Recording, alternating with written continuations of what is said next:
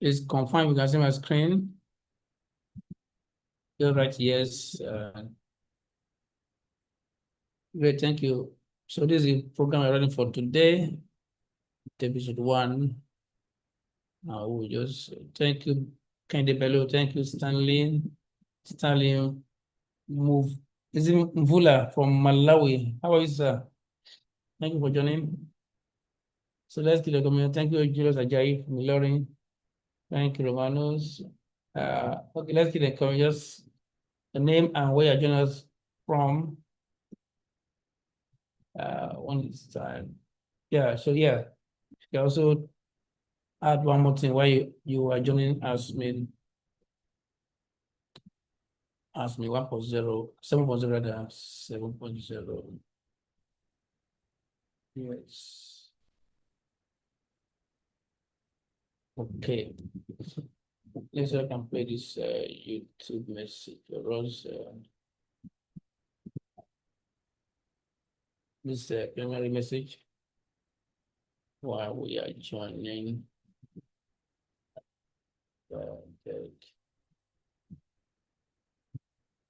Right.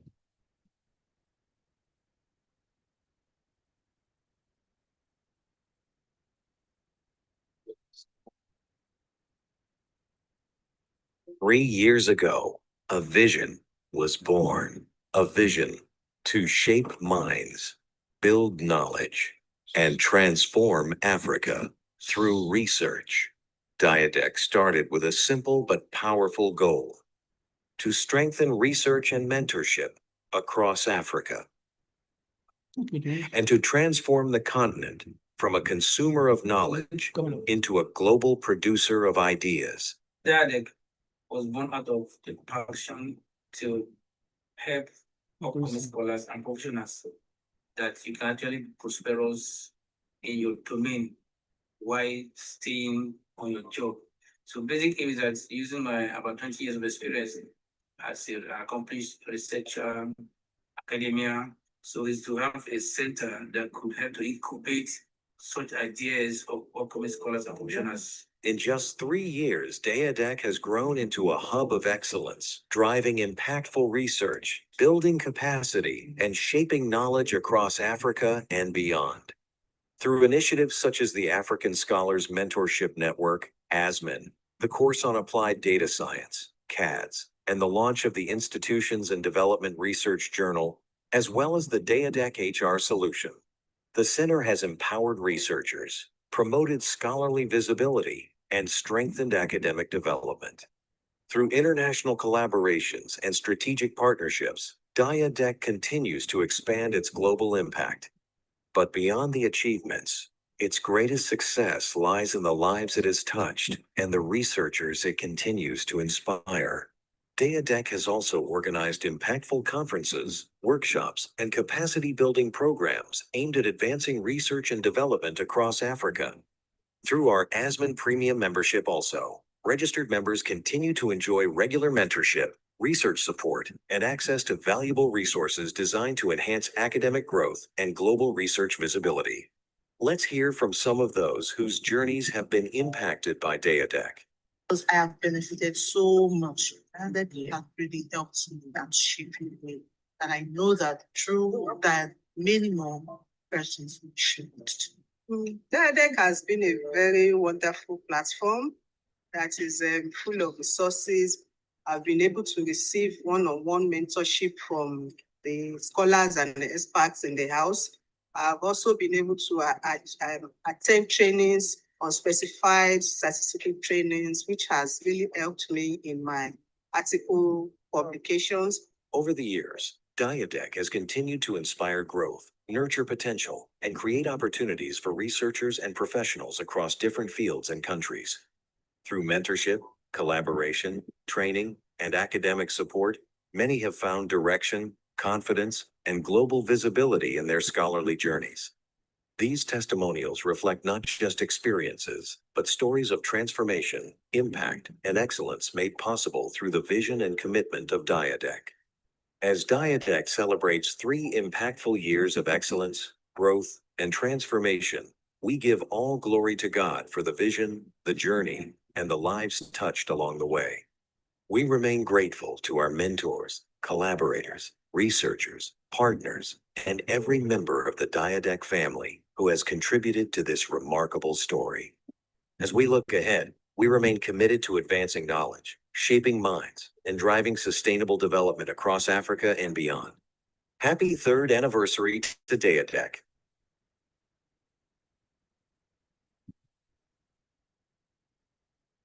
Also, registered members continue to enjoy regular mentorship, research support, and access to valuable resources designed to enhance academic growth and global research visibility. Let's hear from some of those whose journeys have been impacted by DIaDeRC. Because I have benefited so much, and that have really helped and shaping me. And I know that through that, many more persons will shape it too. DIaDeRC has been a very wonderful platform that is full of resources. I've been able to receive one-on-one mentorship from the scholars and the experts in the house. I've also been able to attend trainings on specified statistical trainings, which has really helped me in my article publications. Over the years, DIaDeRC has continued to inspire growth, nurture potential, and create opportunities for researchers and professionals across different fields and countries. Through mentorship, collaboration, training, and academic support, many have found direction, confidence, and global visibility in their scholarly journeys. These testimonials reflect not just experiences, but stories of transformation, impact, and excellence made possible through the vision and commitment of DIaDeRC.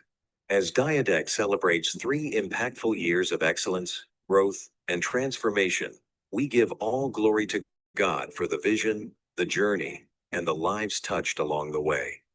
We remain grateful to our mentors, collaborators, researchers, partners, and every member of the DIaDeRC family who has contributed to this remarkable story. As we look ahead, we remain committed to advancing knowledge, shaping minds, and driving sustainable development across Africa and beyond. Happy third anniversary to DIaDeRC. The journey continues. Okay, the journey continues. So welcome. Thank you so much for everyone as we. Okay, please come over here. You can see my screen again. Let me share my screen again and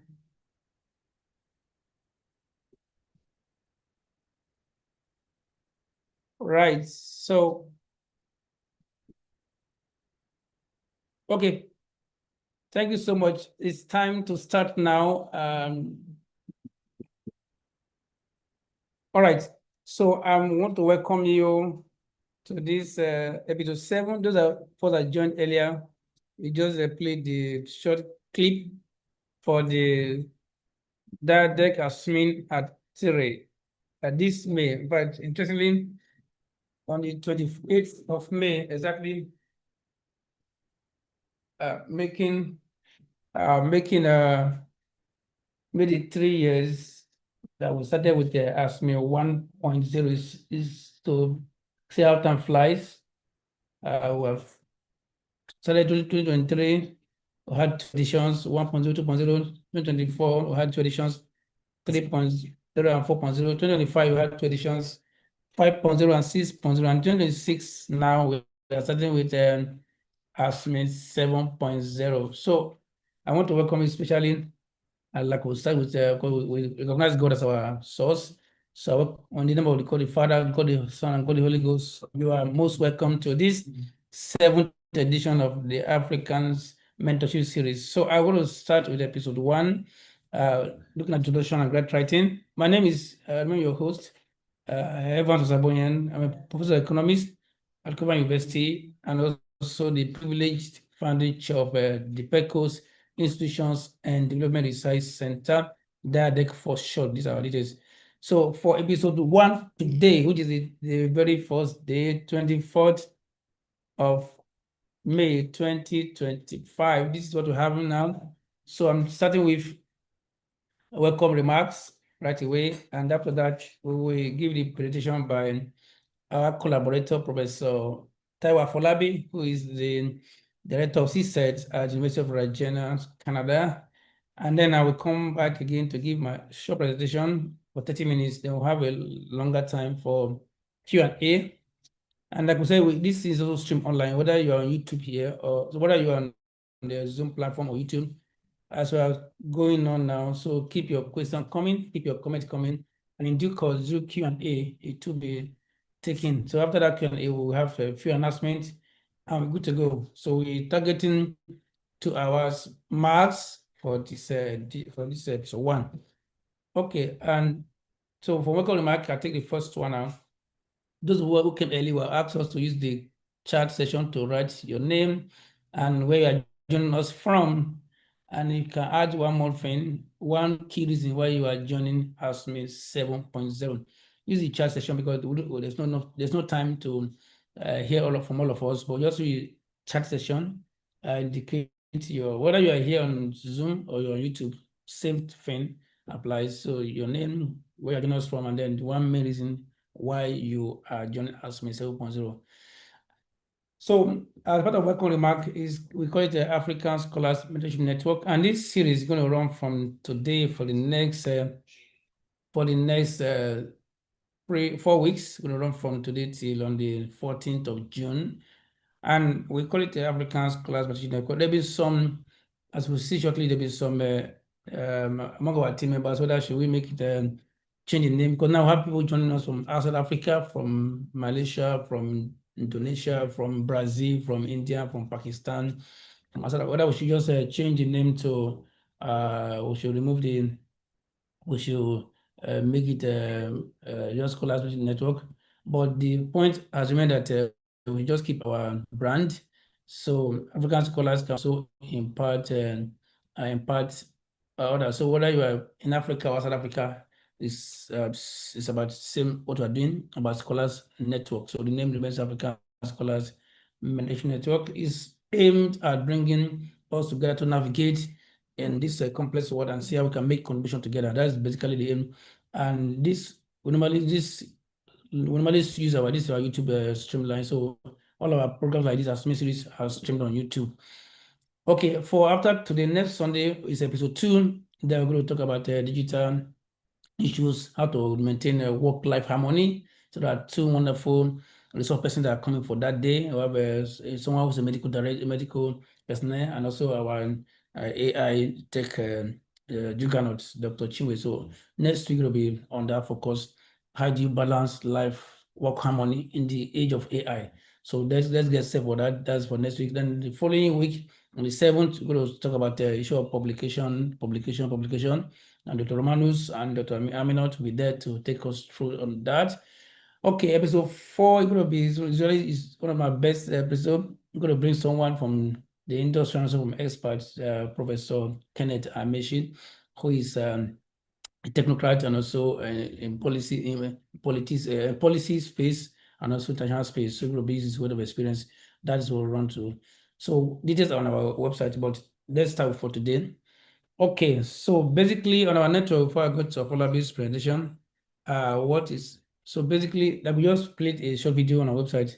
DIaDeRC ASMN program. This program turned 3 years in this month of May, and we are very grateful to God, to our board of our advisory board members who believe in us, to our direct team members, to our ASMN premium members, and everyone that has been part of our success story. We don't take you for granted. We appreciate you.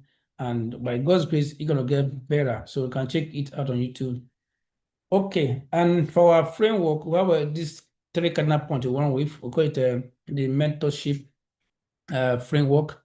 So basically, we have this. We have done work on that, a working paper on that. That for mentorship series that we work, the mentee should be the driver. We normally say that the mentee should be the captain, while the mentor should be the co-pilot. And of course, second pillar that works again, as I've experimented, that the honesty and integrity is very crucial in every mentorship that work, whether in the academia, whether in the industry, whatever it is same process. And of course, the third pillar is that there should be regular feedback or evaluation of progress, track records, very important. Okay. So this I will not take time for that. I try to distinguish between supervisor, coach, and mentor. a mentor has all of the elements of coaching and supervision as well. And also this is also our pillar, which you call the research impact pyramid. Wherever you are, you can start from wherever you are by consuming knowledge. So you do what we call knowledge consumption, and then by so doing you get adaptability. You get adapted to which area you want to work on, and then you begin to go into knowledge production. You can begin to write a little thing, either in blog posts, in publication, and then begin to gain a visibility. And if you keep that and move on, you can begin to now moderate what people do, which called knowledge moderation, and that also gives you stability and integrity. Is very crucial. And of course, if you keep that for long, you could what you call a knowledge stimulation. You are the one that will define what people should work on in terms of a special issue, in terms of edited book, in terms of journal, what people can contribute. In that case, you are moving to the realms of what we call the immortality. People can hardly forget you.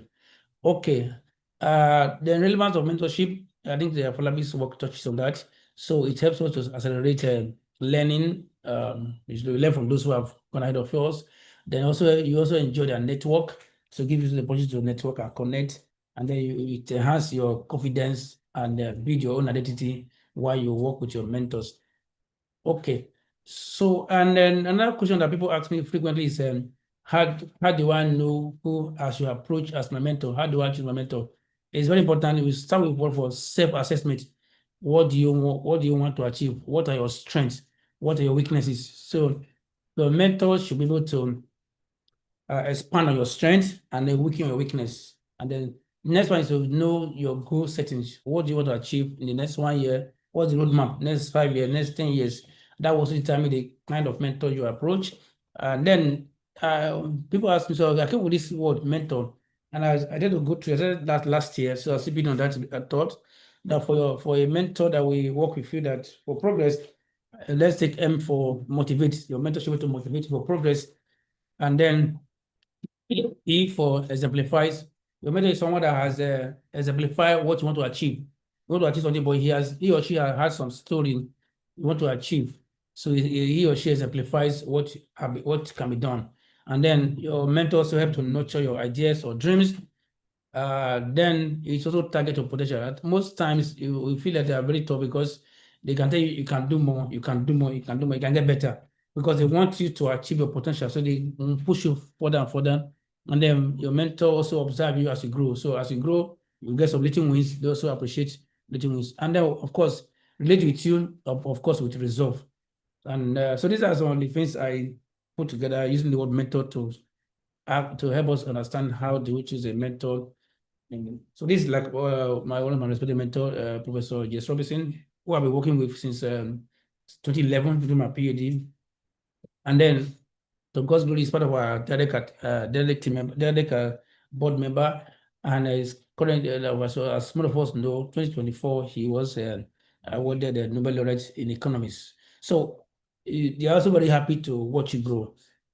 Okay, so before I go to Falabi's presentation, what are the key things introduction for this ASMN 7.0? To start with, this is one of the highest number in terms of those are registered. We had 483 persons that are registered.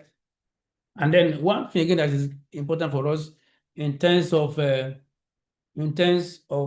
gender, we are seeing that we are approaching almost the gender equality. So the percentage of female participation or registration in the program has greatly increased. Most appreciated. If we compare that with the last one we had 6.0, that it was 41.8%, and down it has grown to 46.6%. So we have such great mileage, seeing more female participation in our programs, which that's very key thing. We are grateful to God in ASMN 7.0.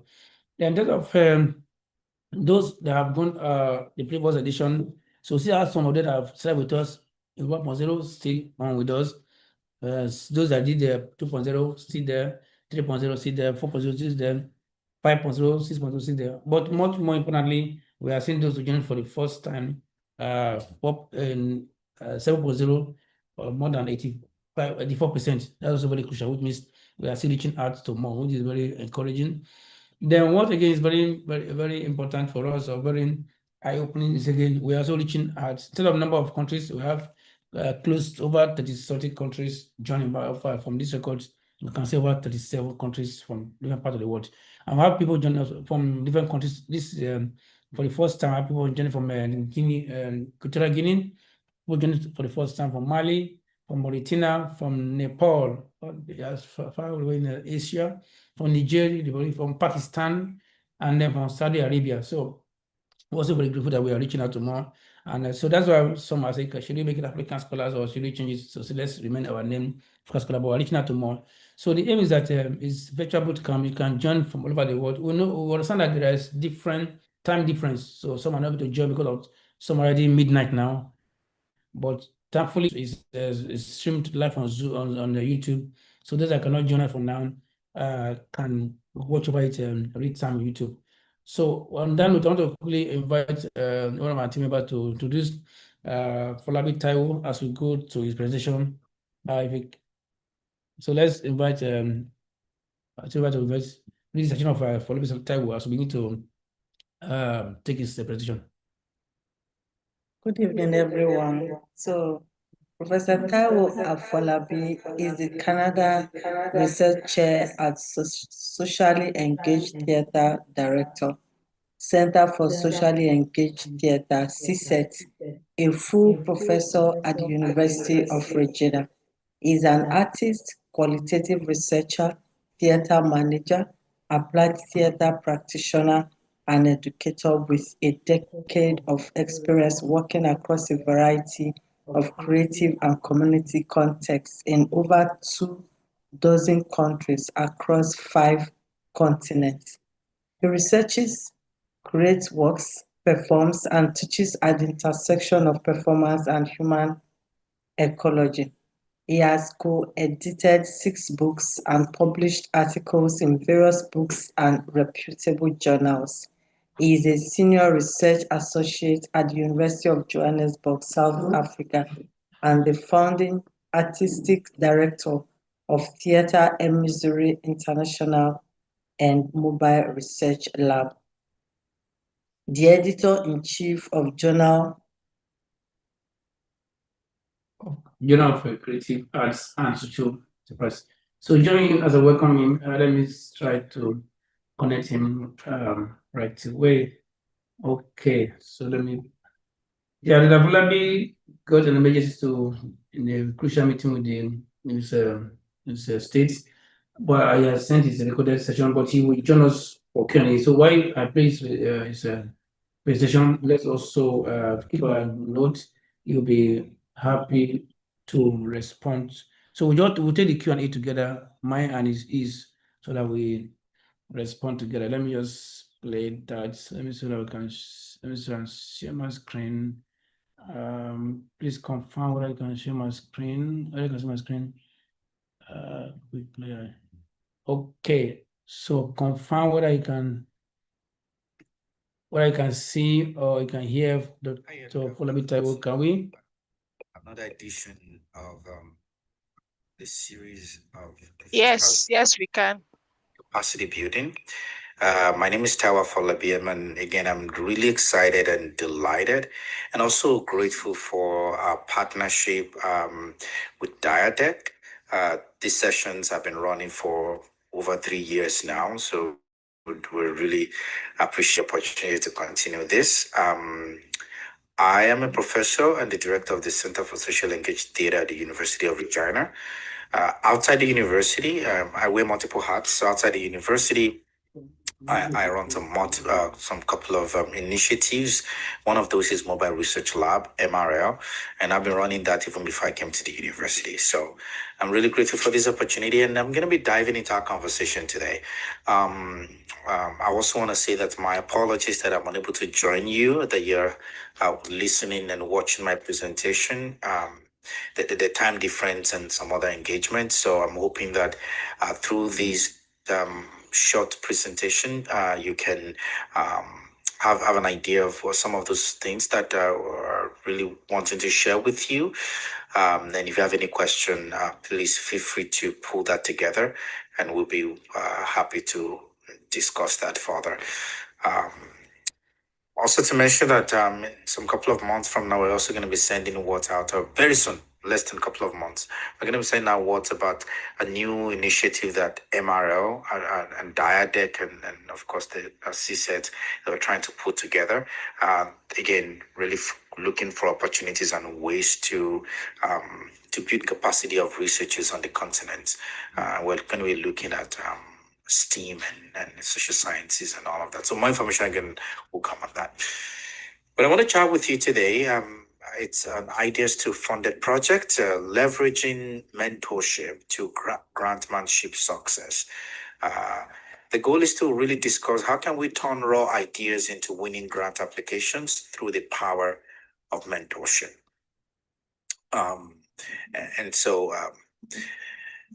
Like I said, if you have any question, please know them. Then happy to chat about that later if I'm able to join the meeting. But if not, Professor Evans can compile that and offer some response to that also. So a couple of things to kind of identify and to kind of highlight rather as we go through my presentation here is that relationship is critical to our lives and career advancement. As the saying goes, your network will impact your net worth.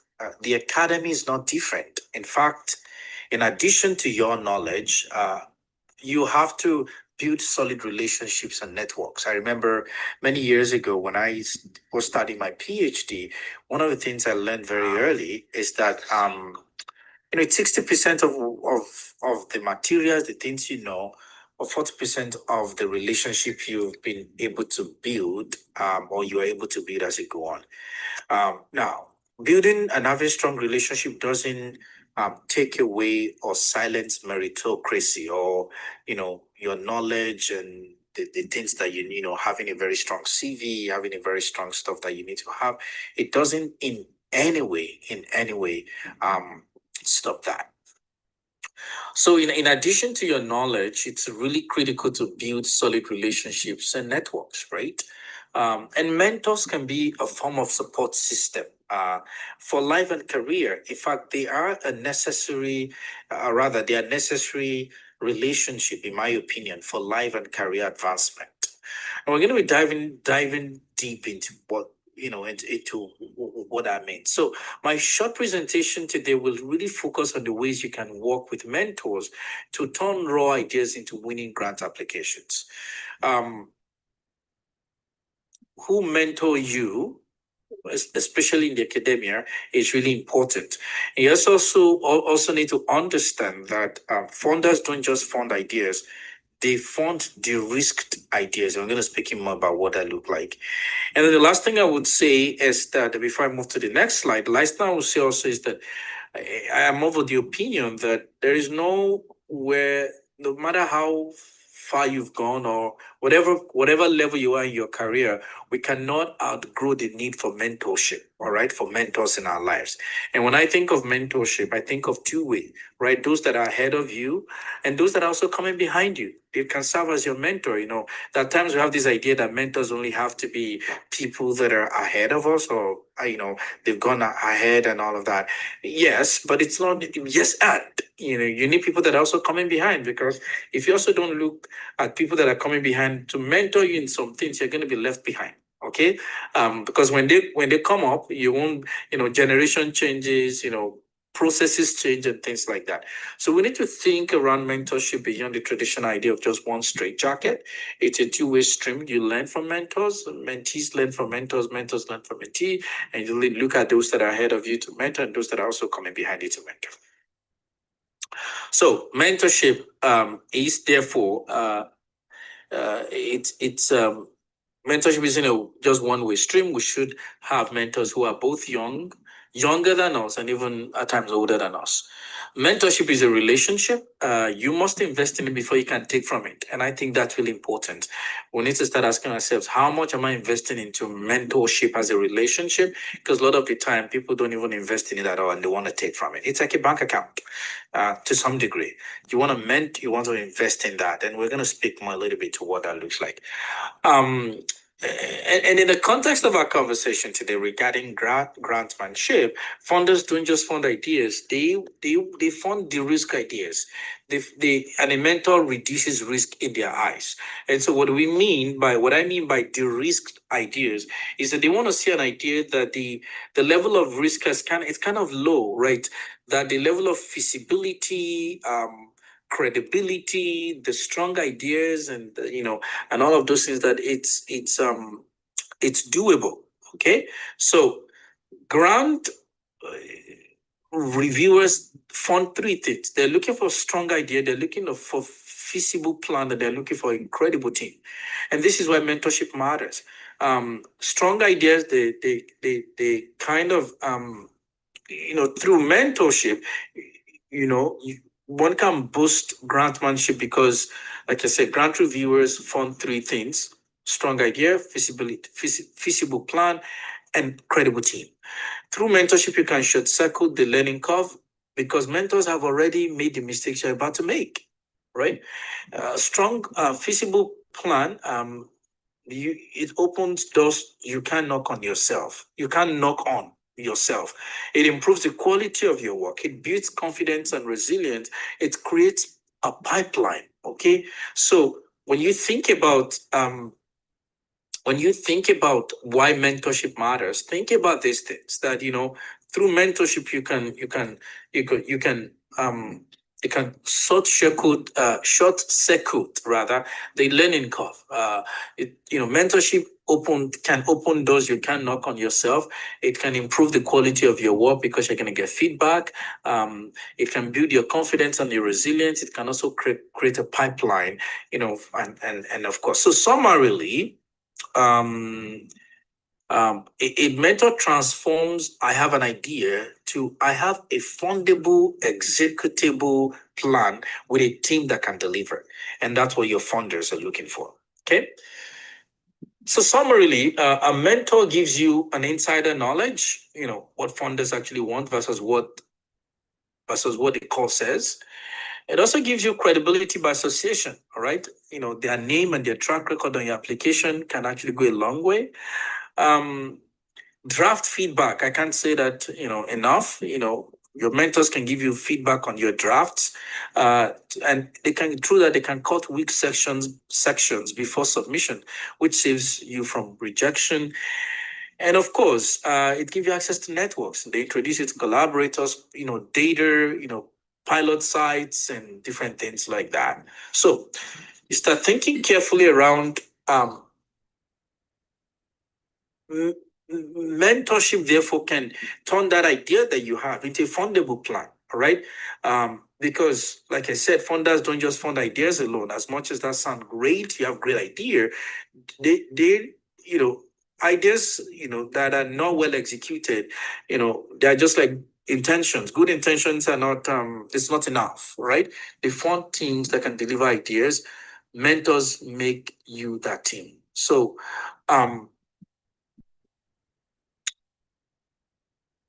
that's the key highlight. Based on all that I've said, I wanted to quickly highlight that. And I kind of want to move to some couple of examples because I think that it's really critical. I don't want to just speak on these abstract level. I want to bring it down to say, okay, what does this really mean? I'd like to give you some examples of how to leverage mentorship. And then from there, we're going to move into other practical things around how do you get mentors, how do you reach out to them and things like that. So think, for example, like a youth digital activism incubator.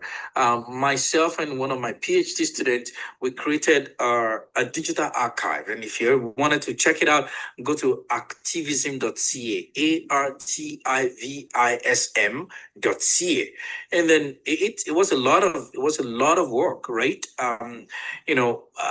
So in a case like a youth digital activism incubator, you can think of the mentors from media and NGO sector. They can help teens turn local issues from campaigns and then apply for youth, arts, and civil grants. In the case of this project I told you about, I just mentioned earlier on, activism.ca, the digital archive is a space where we put together, we're archiving rather and documenting art-based work expressions that are used during different protests, from End SARS, Sorosoke movement, to the federal budget crisis protest in Kenya, to Bangladesh, to South Africa, to South Korea, Canada, the US, and the archive now is growing. I believe we have close to 15 countries now, and we're working on other countries. So if you get there, for example, some of those countries, you see it's work in progress because we're building something on the back end, but some countries are ready to go already. So that's an example of a project. And through mentors, right, whether it's from the media, non-for-profit, and things like that, you can then see, you can then turn your local idea or your local issues into campaigns, and they can also help you, support you in grant writing and grant applications. All right. And you can then start thinking of funders that can help, whether it's youth fund, whether it's art councils, whether it's civil foundations. Another program, for example, another example rather, would be like a mentor-led peer health programs, where senior health workers mentor youth to design mental health or health-related project. And it's not just, it's not just youth alone. Senior health workers can work with grad students, postdocs, even at times some faculty members who are interested in working in that kind of area. And so you think about, funders like UNICEF, Global Fund, and local foundations can also be funders to approach. And when you think about this kind of community project and their social impact, they want to see a clear plan, feasible plan or visibility plan, and a credible team. All right, and mentors can help do that. Another example might be skills transfer hubs, right? In my own case, I co-coordinate rather a national training program in Canada called Art Leadership Training Program, and it's been running for close to 5 years now. And I work with arts organizations, performing arts centers across multiple provinces, including the National Arts Center. And in that program, I have mentors who are working with us, advisors who are there to help us through a lot of the various aspects of the work. All right, of the project. It's really the way we've designed it. We wouldn't have done any of that. We wouldn't have gotten close to that if we didn't have strong mentors, or some of them we also consider them as advisors that we reach out to once in a while, ask them questions and things like that. So when you think about this, in the case, this third example, the skills transfer hubs, you think about, whether it's retired engineers or teachers, mentoring students to build low-cost solutions, whether it's for water, it's for energy, it's for agriculture, it's for or even culture itself and things like that. So those are some couple of examples. In terms of research and innovation, you can think about early career researcher pipeline, where researchers, senior academic mentors, work with grad students and postdoc on pilot studies to strengthen their grant applications. At my Center for Social Language Theater, I have researchers, that I'm working with, whether it's grad students, postdocs, and even early career researchers. In my other organizations like Mobile Research Lab, we have fellowship programs. We've run fellowship programs before. Our fellowship programs are not running yet. Again, we've not brought it back. But in the past, we ran it before, where we're able to pair, early career researchers, students, postdocs with, faculty members or, senior researchers to work with them. And so again, thinking about that kind of examples, you can think about funders might be Wellcome Trust, Carnegie, and some other examples there. Also think about open source tool development, experience development, developers can mentor students to build tools for education and health sectors. It doesn't have to be for education and health sectors alone. It could be multiple of them. And these are examples of funders. Or you want to think about climate adaptation pilots. Again, mentors from universities and non-for-profits and even government can guide community groups to design and submit small pilots, whether it's at the municipal level, at the state level, or provincial level, or at the national level. So there are a lot of examples like that where mentors are really, really critical. And when you also think about entrepreneurship and creativity, you can think about creative economic incubators, right? where established artists and designers mentor, emerging creators to produce market-ready work. Like, this is part of what we do at the Mobile Research Lab, our residencies, or even at our festival, Festival of Arts and Discourse, where we have opportunities to work with, artists and kind of help them work through some of the things that they're doing. Because Mobile Research Lab itself is created as a hub to offer cultural and creative intelligence to the creative and cultural and creative industries and knowledge industries itself, right? So these are examples, and we work with artists of established artists working with young emerging artists, or economists working with artists, or in finding a way to better understand how the creative economy works and things like that. You can also think of social enterprise, accelerators, business mentors help founders refine revenue models and M&E frameworks for impact investors. M&E means monitoring and evaluation.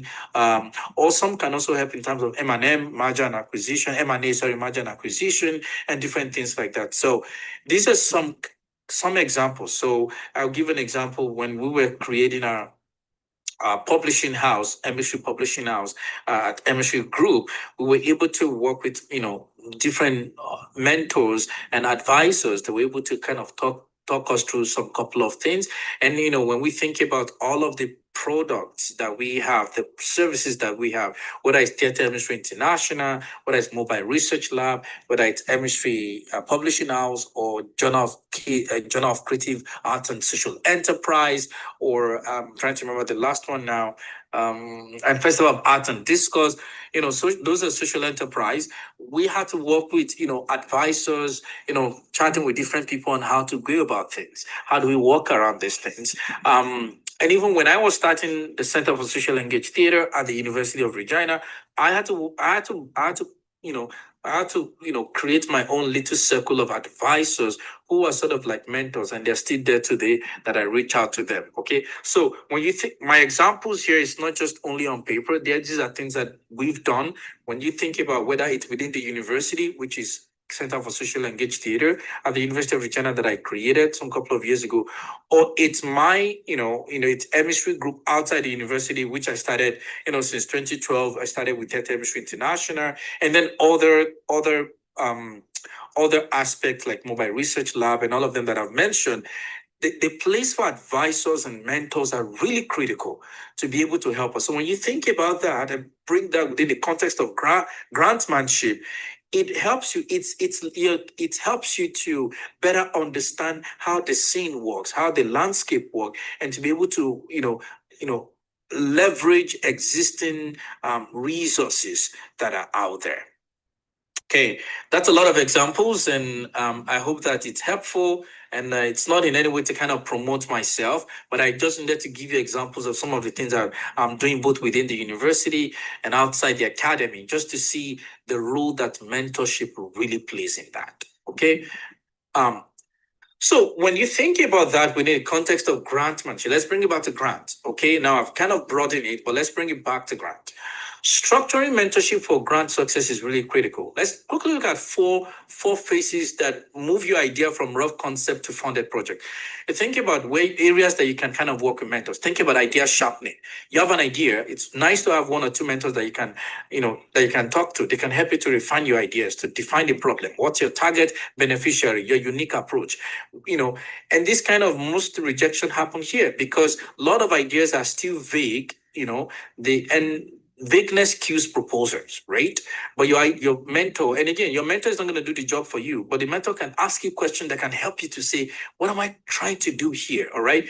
What are you trying to do here? How can you better sharpen and articulate your ideas? Okay. The next thing to talk about is co-design. Mentors can review your budget, they can review your timeline, they can review your monitoring and evaluation framework. They know what is unrealistic, what unrealistic looks like to reviewers. And I sit on multiple, I have sat on and I continue to sit on multiple grant applications to review. When I see an application, I know what is, at least based on my experience and the experience of others, this is not realistic. Especially when you don't have a solid team, for example, when you don't have a VC a visibility plan, when you don't have a monitor and evaluation framework, your budget is all over the place, your timeline is not even, like, it's not feasible. So your mentor can help in the co-designing. What about the narrative and positioning? Your mentor can help frame your story to match the funder priorities. Same project, different angle. For example, health versus education funder, because funders are different, right? Whether you're funding within the context of the academy or outside, funders are different, and how you position the funding, how you position your story, rather, or your narrative becomes very critical. What about post-award support? Let's say you've got a funding, then how do you also need support? Some people, they're good with conceptualization, they're good with designing, they're good with positioning stories and all that. But when it comes to execution, they need support. Your mentor can help that. A mentor helps with reporting, scaling, they can help with next grant. Funders want to see sustainability plans. And of course, your mentor can help with that. So how then can you find mentors? Where can you find them? And grant and embrace the mentorship model. Because what I just shared with you is a kind of model that's really critical to kind of take a look at. Think about LinkedIn. Okay, when you go to LinkedIn, search name, put grantee or your field, search people's name on LinkedIn. And I find that people reach out to me on LinkedIn all the time. In fact, and then these days when I see a request to connect on LinkedIn, I connect. And if that person takes a step further to reach out to me, on specifics clearly, most of the time I said, I meet with them. So LinkedIn has become that place that is really interesting. Of course, it's not a leveler essentially, but to some degree it is. Somebody wants to reach out to you from a professional standpoint and things like that. Another place to think about is alumni networks, right? Think about your university or the programs you've done before. There will be because those that have done it, for me, for example, I've done different programs. I've went to different schools and things like that. So think about, where you've become a program or a university or a system you've become that you can consider that you've become, and now you've done it before and you're now an alumni. Okay. Think about professional associations too, whether it's within your field. I give example here, African Academy of Sciences. Think of your discipline. For example, I'm in theater, so I think of International Federation for Theater Research or Canadian Association of Theater Research, or SONTER, which is Society of Nigerian Theater Association. I think of AFTER, AFTA, African Theater Association. I belong to multiple associations, right? Royal Society of Canada, Royal Society of the Arts in the UK, Government General, Canadian Leadership Conference, the list goes on and on and on. So think about your context. And again, I'm mentioning all of those to give you an example of what I mean. So think about that. Think of university departments. Think about, faculties that are there, the kind of work that they're doing. Think about research centers, and things like that. Also think about newsletters. Back in the day and even up to now, I subscribe to newsletters that I think are useful for me, and I meet people there. I see their I see their their profile. I can reach out to them and things like that. So, and then many of these grant organizations too, granting organizations, and foundations and all that. They also have mailing lists. They have newsletters that you can subscribe to, and you can find those that have been past recipients of their funding before and things like that. In fact, there are some programs that part of their criteria is that you need to have somebody that have been part of that program before to partner with them.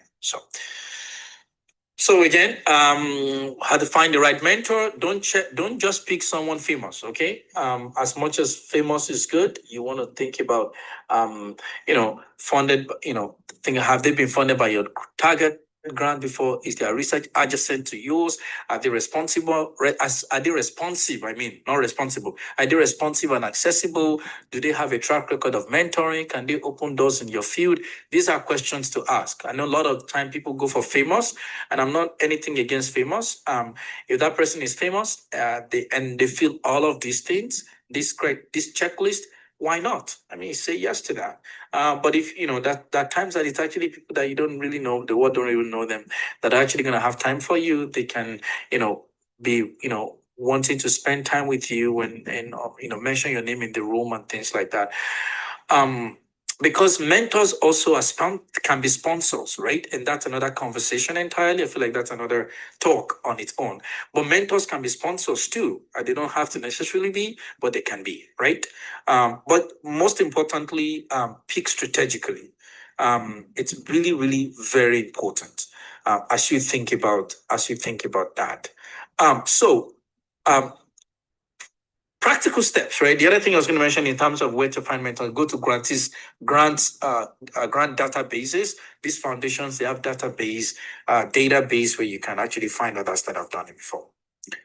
So I've talked about one part of practical steps. I've talked about, finding the right mentor. The next thing to think about is make the ask specific and low effort.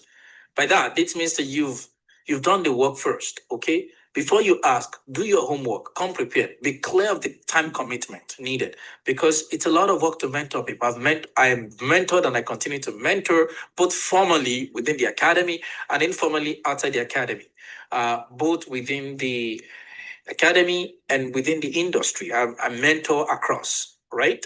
So it's a lot of work, answering emails or getting on the phone to talk, writing letters of recommendations. Those things it's a lot of work. So there was one time that somebody was asking me about letters of recommendation, one of my colleagues, and I said that, there was a particular year that, I did write letter of recommendation, between 40 to 50 for that year. And, of course, I don't write up to that every year, but for that particular year, for whatever reason, it just kept coming.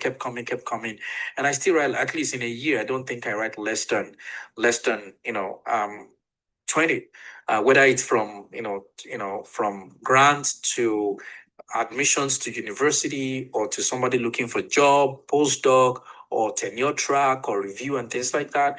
It's a lot. So before you ask, be clear about time commitment needed. Show your respect of their time, right? And of course, I also recommend prepare a one-page proposal summary. Don't send them 50 pages. This is what my project is about and things like that.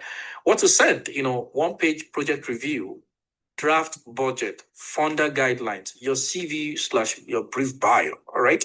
Because those things are very helpful.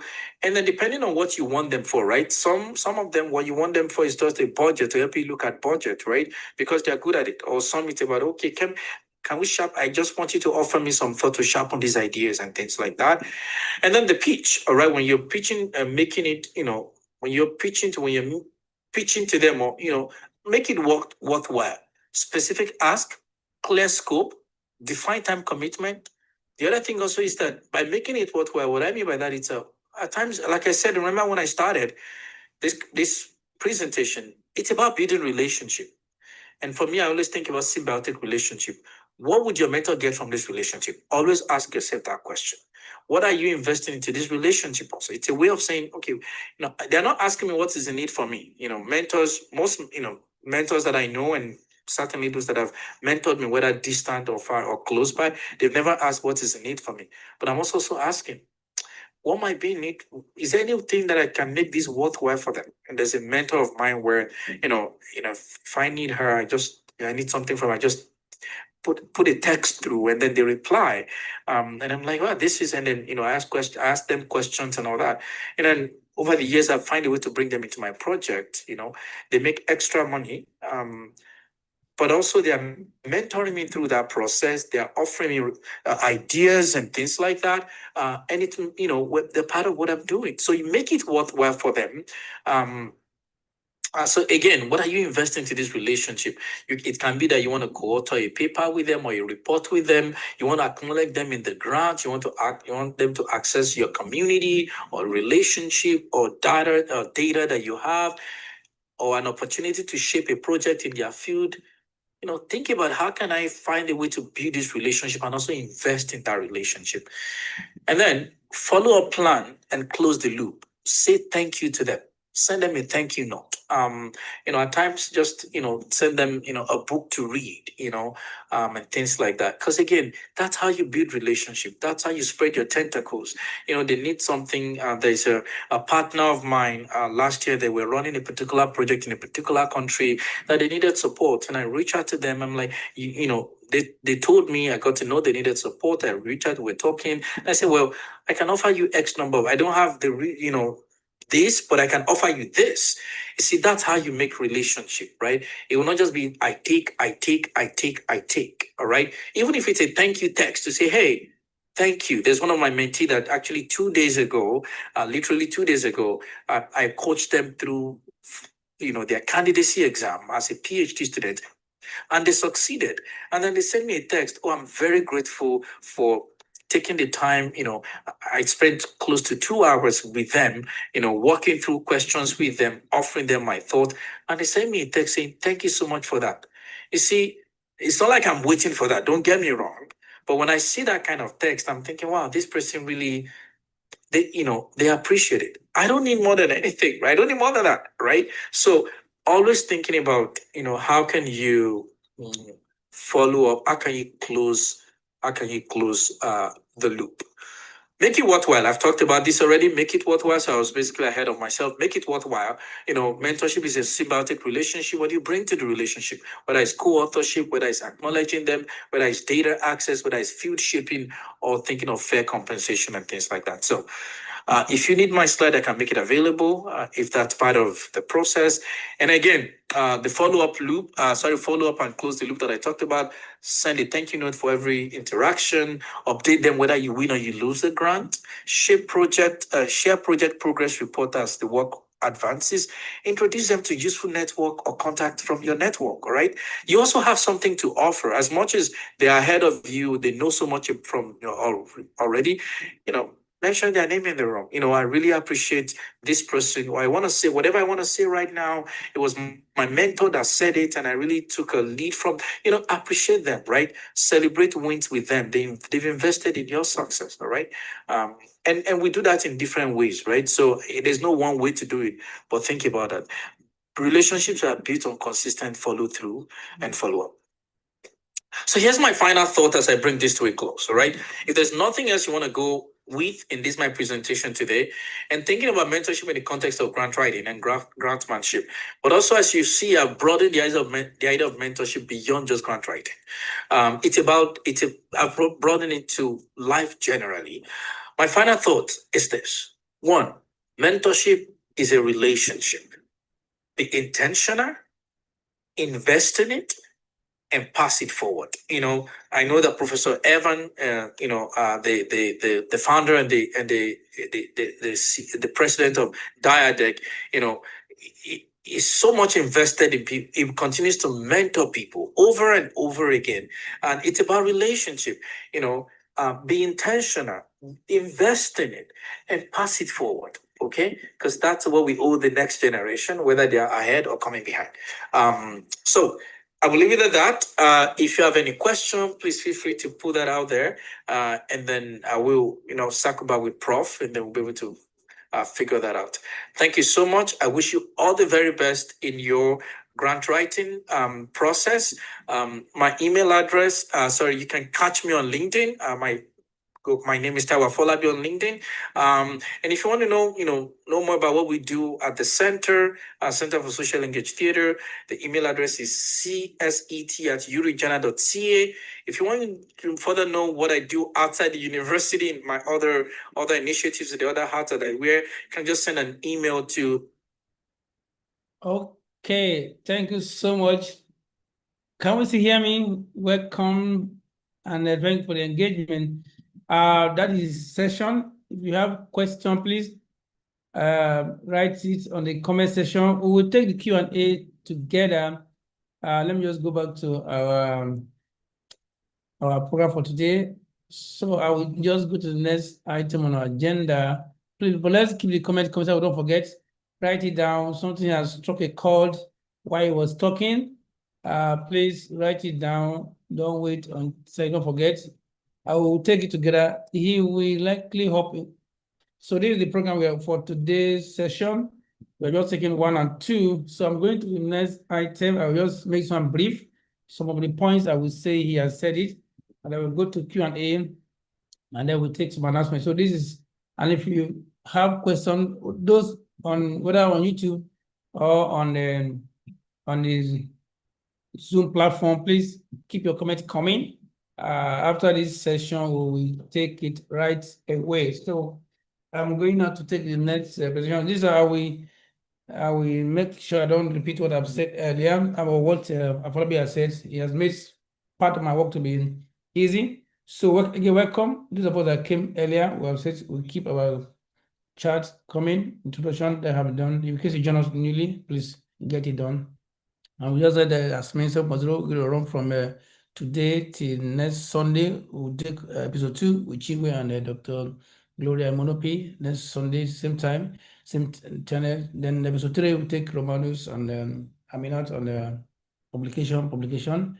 Then the last one is the final. We take all of that with Professor Kenneth Amechi, who is also the special advisor to Imo State governor. And then we'll take other things. So these are the 4 episodes we have. And I was talking about this. So those who joined early. We'll talk about this. May also be the 3 years that we started with our main series, and now we're in 7. We can just be grateful to God how He has helped us. And I talked about this earlier. I won't go to it again. So please, after this call, go to the YouTube link so you can catch up what I said earlier. I'll talk about introduction, how this 7.0 have been different. We are seeing a very impressive participation from the female gender, which is quite, we beat the UN record of 30%, now 45% above, which is very interesting. And I'll talk about those who have joined us for the first time, over 84%. Well, and then those who are from new countries, who have that from different parts of the world, Africa, Asia, and even the Middle East. Now, well, I'm now going straight to some other things. In terms of opportunities available, I'll probably mention a few of that. For us here, basically, we have what we call the ASME Premier Series. This one is to, after this training, virtual training, was to those who are very interested to take on with us, bring them closer under the platform of ASME Premium window, and there are a lot of benefits you get. One of them is as soon as you on board, you get the premium patch, and then there are other things like image issue of request letters that becomes part of the thing you get. Also, if in case you need an additional email address for your, in case you are you do volunteer work, you need to don't have such a strong email, also work. So there are many benefits you can check out. And John, I will be glad that you will join as we move on. And yeah, some have asked whether there will be certificate for this episode. Yes, the certificate will be issued. There are 2 conditions. One is that after each episode, after today's episode, by tomorrow or next, we're going to send a few exercises to be done after episode 2. So episode 1 with the basic exercise, episode 2 the basic exercise, episode 3 the basic exercise. So there'll be 3 exercises. And so that is the very first criteria of getting certificates. And second one is also being part of subscribing to the ASME Premium membership. That this is a sample certificate that we issue. And by God's grace, we open this window for batch 5. Is already having those for batch 5. The onboarding going to be done on the last Sunday in June, 20th of June, after this series. So let's check it out and be glad we did. So this is the we already go to our website under events. It's already put on the event page at the ASME 5. ASME Premier Series Batch 5 onboarding holding 28th of June, and this is the details, guys. So let's do that. Okay. After I will be sharing the link for exercise 1 after today, from tomorrow or next, and then after episode 2. So there were 3 exercises that will be after episode 1, episode 2, episode 3. So the 3 of them completion will be one of the criteria for getting certificates and plus subscribing to our SME Premium Series. Okay. The other series, we have our own journal, thankfully to my team, which we call the Institutions and Development Research Journal, IDEJ.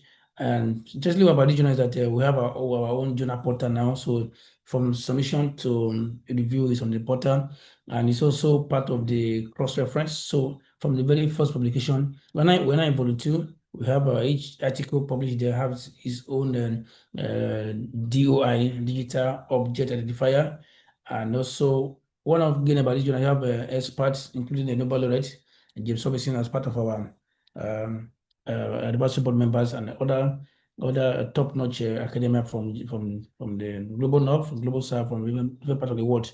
So by very soon, we already started making application, but we want to publish up to 3 years before now apply to Scopus and other web of science. So it's a place to publish your work. You can check it out. And for now, it's still free. So there's no APC for anyone. But one of the things that we give back is also ensure that once you work with us, you can also help us to review. They also have our direct HR solution. This is a place to connect job seekers to employers. It's also have our, you could have our portal, jobs.tadec.org. Okay, the other opportunities that are available is this one is a very big one. We are co-hosting an event with Best University of Technology. It's called Best DIaDeRC International Conference. The topic is quite interesting. It's on harnessing climate action, sustainable food system, and human capital development for web in Africa. And it's also have a conference website for that. So you go there, you see the sub teams, the track sessions, and other speakers that are already confirmed. Who have already confirmed who have already confirmed participations, including our also mentor Nobel laureate James Robinson and others. Also have our course on data science cards. This one is to train people on the area of AI, data analytics. We run that once a year. We did 1.0 last year. We did cards 2.0 this year. Next year, we're going to do cards 3.0. But by third quarter, we should open the course so people can still apply for it. And Professor Folabi mentioned a program. I tried to package another program with him in CSET in Canada. It's going to be something on what it calls teams covering science, technology, engineering, mathematics, and social sciences. STEMs. So it's going to be like a boot camp, but involving different aspects. We get you the details later on. Okay, so as I move on, my talk shortly is going to be on mentorship and grantmanship journey. I started that with what I call commandments of grantmanship, and it's also on our website. I did a short presentation on it on our YouTube page. You can check it out. But I'm going to take it one by one. I started with 10 now. They reached 12. But my aim here, they have another YouTube link where we put short videos. There you can check it out there. So I have this other talk on the 10 commandments of grantmanship. Now it's at reached 10. It's at reached 12. I'll keep growing it. My idea by God's grace is to make it a book, but still on that, and also why you need a mentor, why you also need a mentor in your professional and academic journey. But that being said, for today, I'm going to take us through. As I keep talking, please, you can write your comment so I don't forget it. We'll take them together in Q&A. Now, first action point is, I'll start with this one, what I call have your goal, because your goals are very important. In other words, what would achieve in the next 1 year, whether you're in the academia, industry, the next 3 to 5 years, then the next 7 to 10 years, which is call this one short term, call this one medium term, call this one long term. That's what we call the principle of a long term perspective. I will just hint on that shortly. So let's use the comment section to write specific, measurable, achievable, and relevant, time bound. In the next 1 year, what you want to achieve? In the next 5 to 10 years, right? Let it get it coming in the next 7 to 10 years. Whether you're on YouTube or you're on the Zoom, please, I want to get action.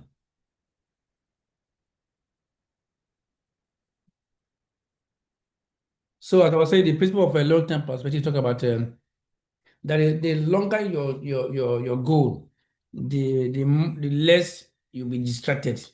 How? Because as you have a long goal, so you need to cut off things that are not in line with your goal. So when you have a long-term goal, there's likely that you stay on course, and then you likely that you minimize you minimize distractions. That's what I call the principle of long-term perspective. So that is the comment section plan. I have seen only two. I want to get more. In the next 1 year, 5 years, 1 year, 5 to 10 years, 3 to 5 years, 7 to 10 years, what are your goals you want to achieve? Now, the next point on this point is about talking about grants. One thing I will also talk about is issue of your structure in your grant writing. And also the topics matters a lot. And what I know we are dealing with people from different disciplines. I normally ask my suggest my mentees in your topic, when choosing a topic, try to rope it around any of the 17 SDGs. And from experience, there's nothing you want to research on, whether from your HR angle, you're from HR, you are from engineering, or whatever your discipline. There's one or two goals of the 17 goals that are related to your topic. So you try to rope your discussion, your topic, your research around the goals, and that is very important. And then afterwards, that will help you to state clearly what motivates the study or the research, what issues are you addressing. Of course, you can bring out clearly the objectives you want to achieve. And when you have objectives, you may not need the research question, and then you can look at the gaps. You may not follow all of this for a template, but from experience, most of the grant applications have this element. What are the gaps you are feeling? Either the gap in knowledge or gap in in your discipline and practice. And then somebody's asking me to record to cloud. Where is it coming from? The another one again is that I like this one, what they call the contextual or the analytical framework. So this framework gives, I was just earlier before this, we started this one around 5 o'clock. I had one of my patients in Zambia. She doing her paper on Tuesday. We did a kind of mock session with her. I told her the framework should give a kind of a mental map of what, try to tie the key argument together. So whether you call it a conceptual framework, whether you call it analytical framework, whether you call it a theoretical framework, it should tie the argument. So it should show these reviewers that it help them to understand the nitty-gritties of the work. And of course, your methodology is very important, your materials and methods, including the scope. And then you can also anticipate your output, your findings, likely findings, the anticipated findings, and of course, how do you want to disseminate your findings? What are the dissemination strategies? Okay. And then there's another one I'll talk about, the issue of theory of change, or which also talk about relevance. By doing this your research, what are the things that will change? What are the things that will change? That you can bring out in your theory of change or relevance. Of course, if it's a team proposal, you want to show the team composition. Some will tell you about the gender composition, some will tell you about the level of experience. Say you must have a early career and established career. So all of that it should be worked out. And of course, the work plan or the time plan or the budget also be there. In some cases, you end with a few references. So these are some of the key elements in the grant proposal from my recent experience. Okay. So, and there's just not too long ago, just this month of May, I reviewed about 16 proposals from an international agency. And after I normally it's done on the portal. After the review portal, they asked me to write a summary page of the experience, what the experience like. So for my reflection, I found this one that one thing that in some of the proposals, I think some of us make that mistake. They said the proposal should be about 10 pages. You are spending about 3 pages on the background. So I think some of them spend so much time on the background, explaining the problem, and have little or no space for methodology. They will say in the methodology, they will put one paragraph. This study we use a MIS method. How it should be very clear. One of my mentors told me that if your reviewer get confused, yeah, it's your fault. So methodology should tell us it's like the pathway, like the roadmap. You have mentioned your background, you mentioned the problem you're solving, you mentioned the objectives. Methodology should be able to tell the reviewer or the assessor the clear roadmap. How will it be achieved? So there should be a balance between your problem statement and the methodology. But from experience, most people spend so much time on backgrounds, so much time on the introduction, and then when you go to methodology, you just write few lines. It doesn't work that way. Another one I found again from this experience that as many people don't pay attention to details. It could be as little as the file name. I give another example. Another example. I sit on a committee or a board, about 12-man committee, overseeing about $1 million fund for a foundation. And we did we're in the second stage now. We did a review of proposals that were submitted, and we found something funny. About 5 submissions, the 5 names were the same thing. So I was like, how comes like? So if you're uploading it, you should normally do this way: save your file name, maybe with your surname, so that it makes your own to be unique. So that if you some people just download the template from the website and just save it there. Because if that is done for everybody and you don't change it, many people upload the file name and may look alike. So as little as that, or even font size, even the page number, but some will tell you that maximum of 10 pages. Keep it 10 pages. Okay, but that's what I did. They were talking about the review for assistant proposals. They said 10 pages. One was doing as much as 45 pages. I think, God, this is so. Even if what is the story is that you just get the reviewer pissed off, so you now look for how to decline it. So pay attention to this. One of the key winning tools of proposal. So that's just experience. I will just run through this grammarship, what I call the commandments or the elements, the winning kits of grammarship. Number one, I will just start with that, is that grammarship is not a beggarly process. Those who have followed me before are last saying that it's not a beggarly process, it's a mutual process. Why? Because as you are applying for the grant, have this understanding. You're not begging. You have an idea. You have an idea. It's your idea. You are saying, give me these resources to carry out my idea. I mean, actually.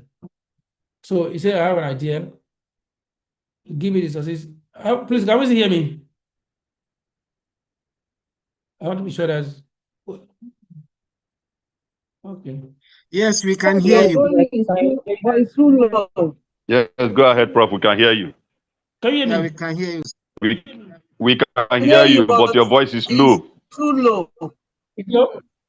Okay. Why is it low? Yes, Too sir. low. It's okay. What of now? No, I'm on the Yeah, phone it's is, okay. It's better. it's better now. Okay, maybe that's why she was calling me. Sorry about that. Yes, But, Prof. It's better now. There's improvement. okay, but my speaker was this was on the maximum. I don't know what's happening, but it's better now, right? Maybe Yes. you are further away from the system. No, I'm not so far away, but I'm just close my sister. Oh, is it better now? Yes, it's better. Better, yes, sir. It's better. Oh my God. So I hope I've not talked to myself before. Oh, Jesus. Okay, sorry about that. And thank you for that. Calling my attention. Thank you so much. Okay, thank you for that. Hello. Yes, sir. Can I go ahead? Prof. Go ahead, Prof. Okay, thanks so much. So number one of that is grantmanship is not, let me try and shout. It's not about you're not begging for money. You're asking for requests to carry out your idea. So it's a mutual process. So we're only saying on this training that the success of the grantee is a testimony of the grantor. In other words, it's a win-win. Once you win the grant, they can also report it. It's part of their mileage. It's part of their reporting of the number of grants supported, and the idea can be midwife to even become a fundable, tangible product. That's number one. Number two for today is that grantorship is not a sprint like Usain Bolt. I think this is our Kenyan person that beat his record. It's a marathon. In other words, it's not a hit and run. You keep doing it, and the more you keep doing it, the better it becomes. But I have a colleague, one of my mentees, when he did one grant, he said, Prof, I'm not doing again. I'm not doing again because this. I say it's not that. As you keep at it, and I might tell to our mentees, you keep at it. Just like what Jesus Christ told Peter. When I asked him, how many times will my brother sin against me for me to forgive? He says, is it 70, is it 7 times? 70 times 7. So you keep doing it at it, 70 times 7, almost like 490 times. So it's about staying on it. Take it as because it's an idea you have. the fact that somebody say no today, you shouldn't keep your idea. You keep looking for ways to promote the idea. So it's not a sprint, you keep at it. This is very important. I said earlier when I talked about those feedback, is that you should follow the guidelines painstakingly. If you like, religiously. If they say keep it at 10 pages, keep it at 10 pages. If they say now some, if it's a portal, they tell you each session is should be 200 words. Keep it at that. But even now, there's some portals is designed that once you see the word count, you can't continue again. So but this experience, a very, very bitter one that we did, I think it was Spencer or so. And look at the comment they gave us. He said, unfortunately, your application has been unsuccessful on this call, on this occasion, due to non-compliance with the requirement of the call. Specifically, the proposal exceeded 10 pages and there was no problem statement. This is what they call it, but they just declined the application because the proposal exceeded. It was just 10 and a half pages. The references entered the level page, and that was why it was declined. So you follow the guidelines as prescribed. Keep at it. Okay. It's that simple. Because once that is, if you don't do that, it will be those guys on admin that will decline it. So your proposal may not even go for assessment. Yeah, the other one I want to say is that it is not a money-making process. So even when you apply for grants, not that I want to get this grant so I can buy a new car or buy a new home. No, it's about value. It's about value because your name is at stake, your institution name is at stake, your country's name is at stake. So because money will actually come, but don't come from the point of money. So it's when you seek values and contribution first, money and reputation will follow naturally. So in other words, don't have that as the back of your mind don't have money as the main goal, but keep at it that you want to add value. And when you add value, you become a repeated game. They can be called on you again and again. I'll give you an example. This proposal we did for JPAL Africa in 2023, we're in Ghana to present the findings, and that's why I made this wonderful lady, Dr. Kinney, who is now, but that was the point we were about to start DIaDeRC. That was in April. And we're planning for DIaDeRC to start and asked me to start in May. I will share the idea. And through that discussion, it was a small grant, but they also get a valuable network. Even our task force workshop that we did together, DIaDeRC task force workshop we did together in 2024, she was very instrumental. So now, one of the collaborators now is now the VC of the university, and we have planning so much other things. So from one, so if you do it well, from one project, you can get the ripple effect on that. So it's not about money, it's about value. And when you add value, there's some that will call on you to even do it without you asking for it. Then next one is that it's not a linear process. It's a non-linear process. There's no, somebody asked me, how do I get a winning proposal? Give me a template of a proposal. I said, well, it's not one cap fit all. Each one is unique. One, in terms of the funding agencies, is unique. Even the same agencies, they will change their template over time. So it's not unique. Each one is, it's not that follow this rule strict. It's non-linear. So you can adjust as the case may be. And experience of the past can be useful, but don't rely solely on past experience because each one application is unique. That's this next one. Okay, this is very important. I normally spend time again on this one. What I call must avoid what I call the last minute rush, what I call the last minute.com. Anytime I want to say this one, I normally have another experience that is very important. We're doing a proposal again for this in traffic mobility to be funded by EU.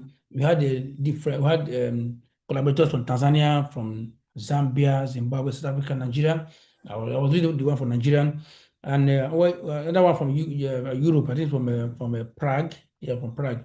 So we spent almost like 6 months working on the proposal, tidying up all of that. So the guy in Tanzania is the lead. He was to submit on our behalf. We've done all the meetings, just to press the button and submit. And he waited for the last day. And somehow I think there was no network in his university. And we missed that day. And the next day he tried to submit.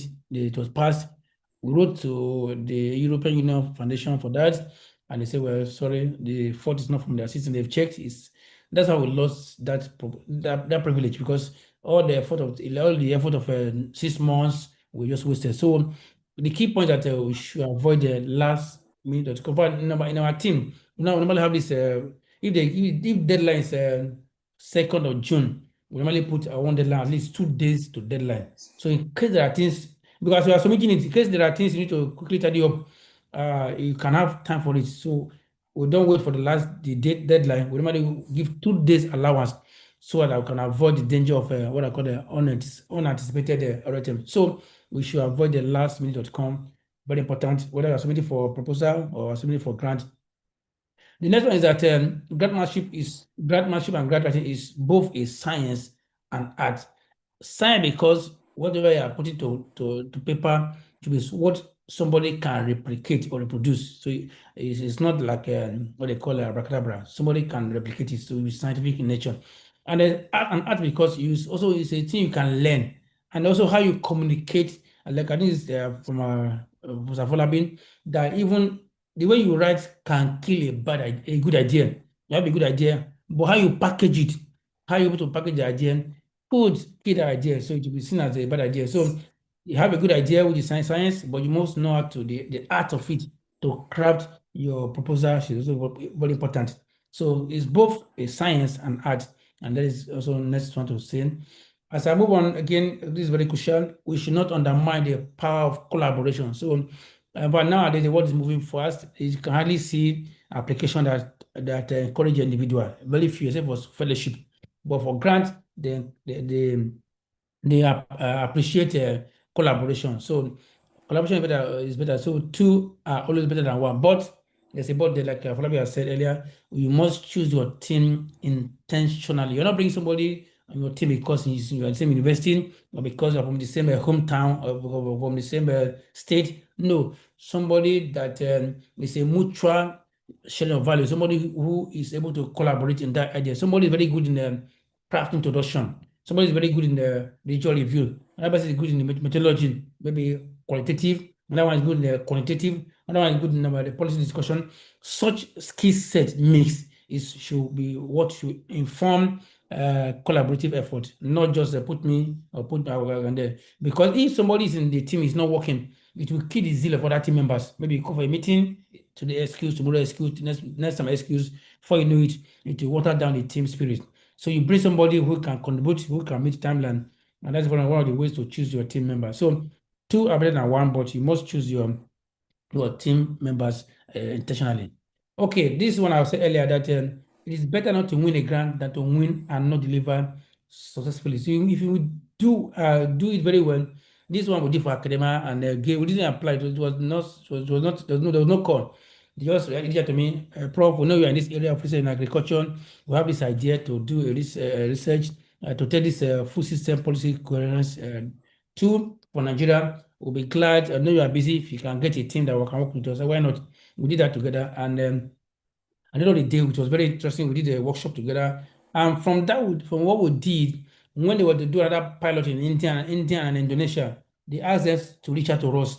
Because what do you do? So after we did that, it was a stream on YouTube. We put it on YouTube, and also did a blog post on our website and link it together.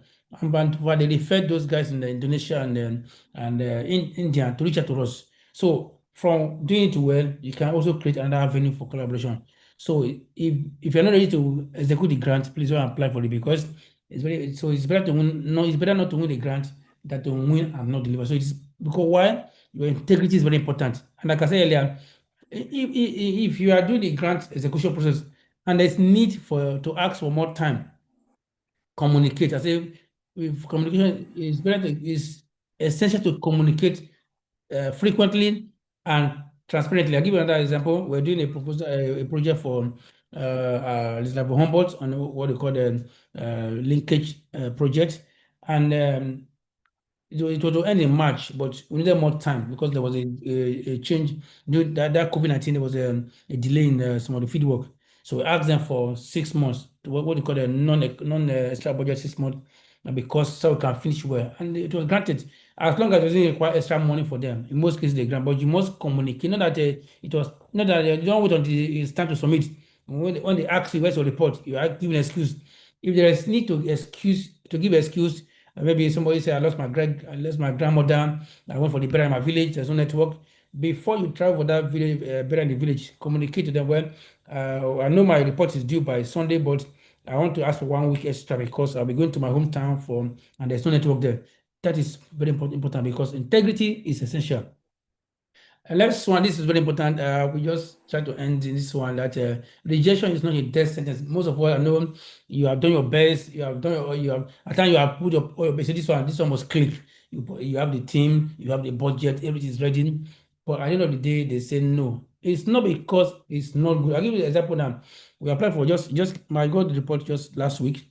We applied for this UKRI innovation fund with the team members. We have those from the industry, another guy from UK, and others.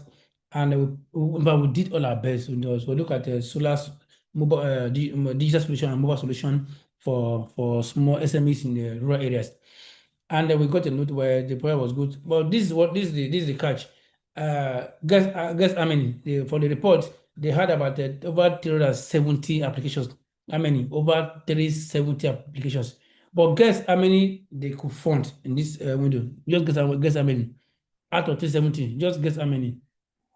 If you can guess how many on that, I will just out of 370, they said well they could only fund only 3, just 3.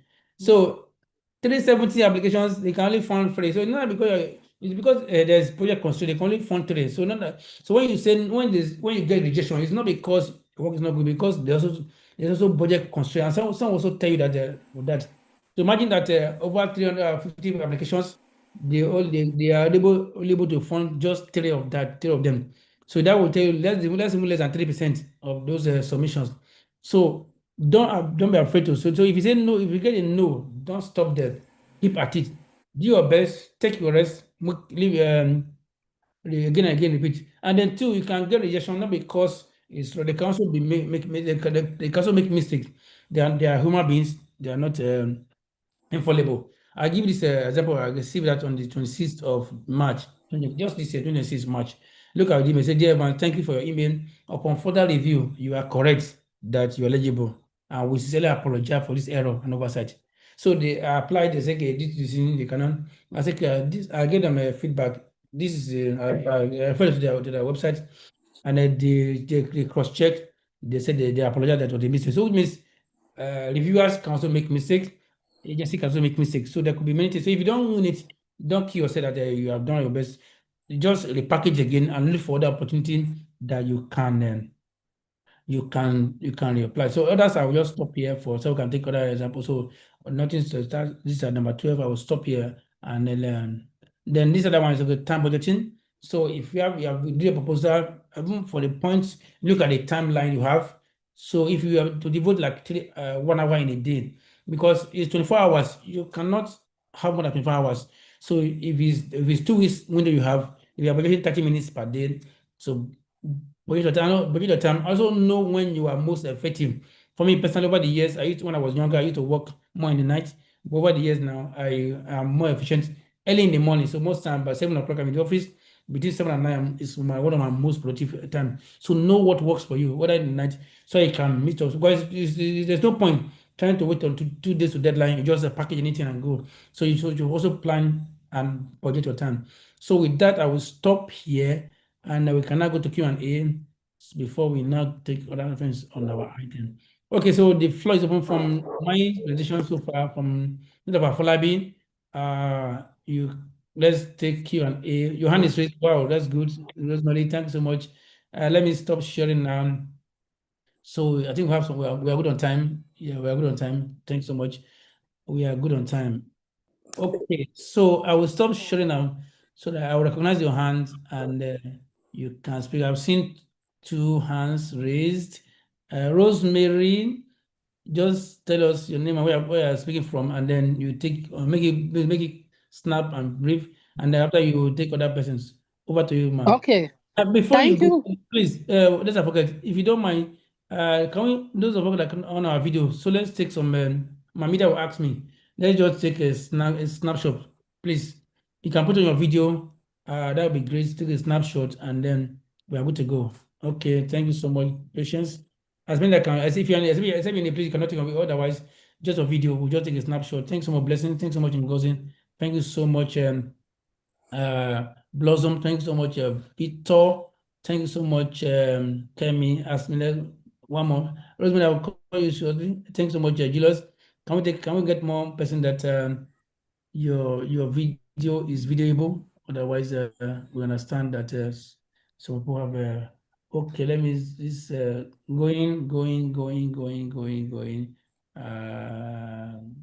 Okay. That's page 1. I take page 2. Great. Thanks so much. Thank you, Matthew. Thanks so much, Akindele. Thanks so much, Chigoze. Thanks so much, Wumi. Okay. Yes, thanks so much. Rosemary, over to you. Okay, thank you very much, Prof, for your wonderful presentation. It was quite insightful. So my question is, I'm Tonjong Rosemary Kinge from the University of Bamenda in Cameroon.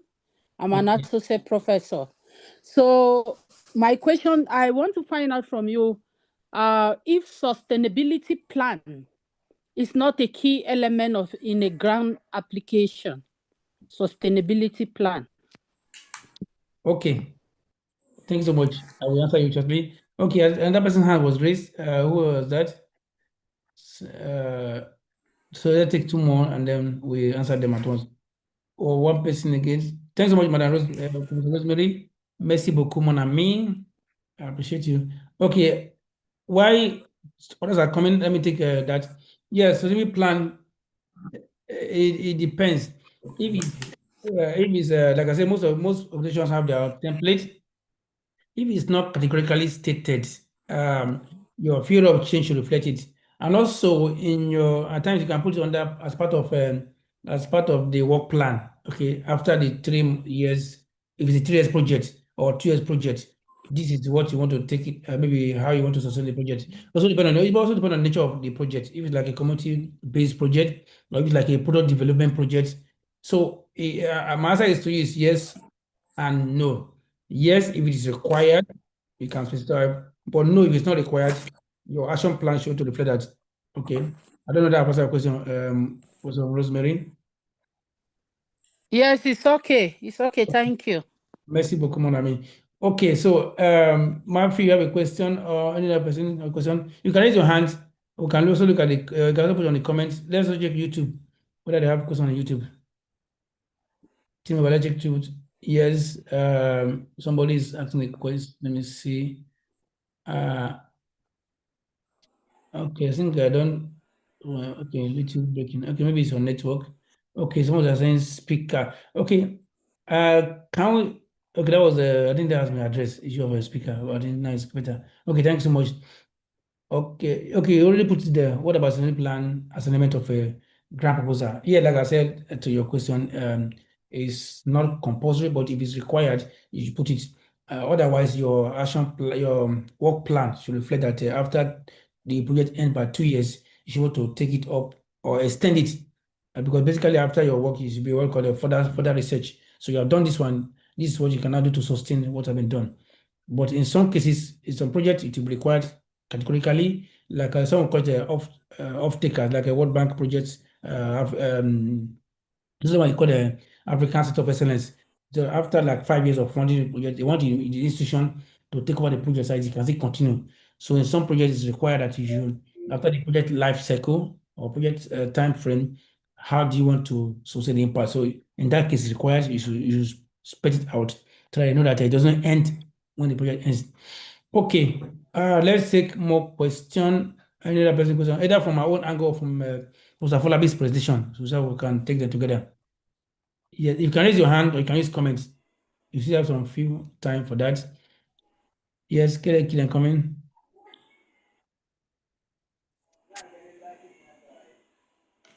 Yes. You can raise your hand. We are Mafi Eze, you have a question? I can see your video on. Eze. No, for now. Okay, thank you so much. No, for now, Prof. Okay, thank you, sir. I appreciate it. Okay. Let's take another person have question. You can raise your hand, we acknowledge you, or you can put it on speaker. You have a question on YouTube. Whether you are on YouTube, whether you are here with us live, whether YouTube on Zoom, please let me check. Ask your question. Okay, okay.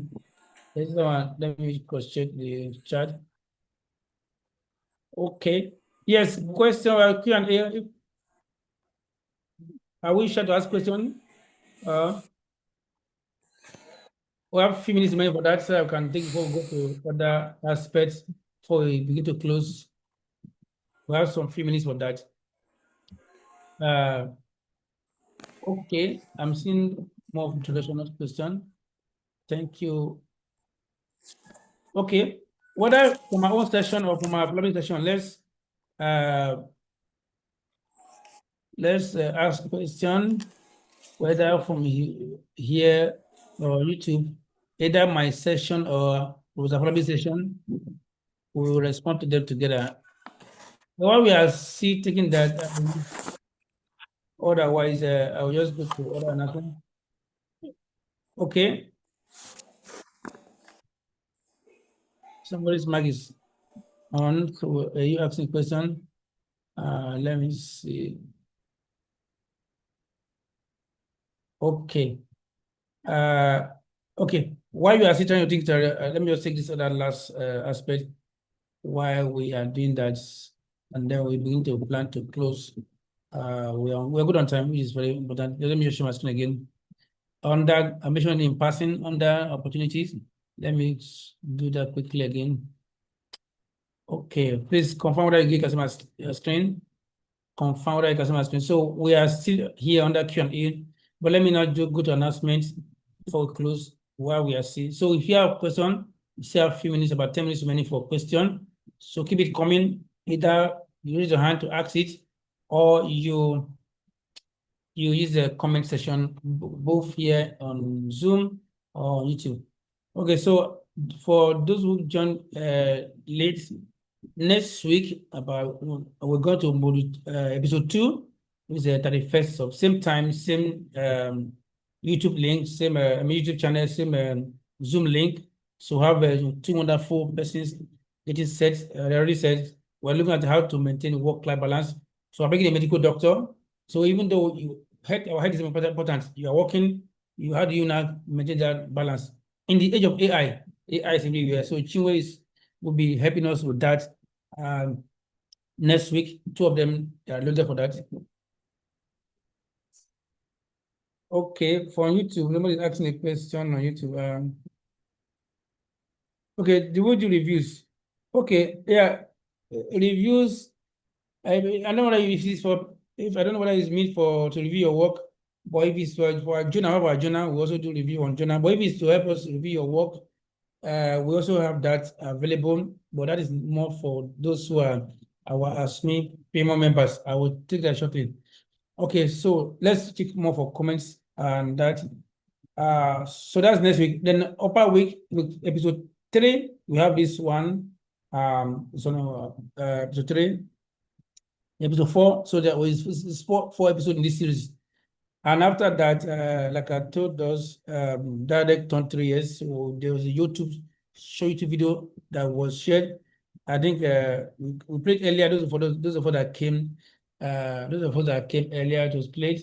We can also maybe I can copy the link for you to go to. So it's on our YouTube page. You can I'll put the link before on our group, so I can put that. And thanks to everybody who have been part of that. There are also instead of bodies available. Just to remind us again, as I mentioned earlier, yes, we have the ASME Premium membership. If you go to our website, DIaDeRC.org, once you click join the network, you will see the details there and the numerous benefits available and what it's very easy. So it's highly automated. It's about clicking a button and take it there. And one of the benefits, as well as you join, we give you the badge, and also there are other benefits like featuring on our profile, on our profiles, on our media pages, and also visibility, also giving a letter of recommendation when required. Then also that they can part of DIaDeRC event programs. There's a lot. It's on the page, so you can go to it. Once you go to click this link, or just go to DIaDeRC website, you see join the network. You take it there, and the process is automated. You can follow the process and be glad you did. Then some of us other certificate, yes, for our episode certificates, we have two main criteria. For that one is that you complete the studies. After this episode 1, you'll be set for episode 1, and then after 2, so there'll be 3 exercises for episode 1, for episode 2, and for episode 3. That's the first criteria. And the second one is that you also those who subscribe to a ASMN Premium membership. So that criteria. And with this for batch 5 already have them already. It's already loading. So it will be open until 21st of June. And the onboarding is already stated for 28th of June. So as many that can be part of it, we encourage you to join. That is this is the date, and this is the page on our website. If you go to our event page, you see our events outlined there. And like I said earlier, there will be a link for each of we'll put the link both by email and also on our WhatsApp group for this episode, for this series 7.0, and also the follow-up ahead of the onboarding that is holding in June. Okay, other program we have, I mentioned the journal. What about our journal now? It's called Institutions and Development Research Journal. We're now in volume 2. We have a journal portal whereby you can submit online, which will be reviewed. So from the processes is online, the journal portal. And like I mentioned in the beginning, is the journal itself is part of a cross-reference community. So you have your own DOI, and also we have our so as soon as the journal is published, every article published on the journal, the DOI for it. Much more so, we have our reputable advisory board members, including the liberal laureates, so you can be sure that the journal will gain traction in a short time. We also have our what we call DIaDeRC HR solution, where we connect job applicants to employees, to employers rather. Okay, another one again. This one is a big one. It's a conference being hosted together with Best University of Technology. It's called the Best DIaDeRC National Conference. If you go to the conference website, just conference.diadeRC.org, you have details there. And the team is harnessing climate action for sustainable food system and human capital development for well-being in Africa.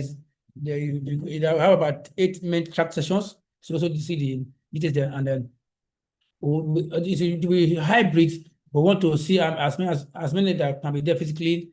So we glad those from Cameroon, from East Africa, from all over to host you in Nigeria at Best University of Technology. That's another program. It's in October, so you have time to start planning. But I think the abstract is on. So I think the deadline for abstract submission will be, I think, 1st of July. So let's apply on time to get a space for it. You also have our CARDS program called Course and Applied Data Science, where we train persons on data science, AI, and all of that.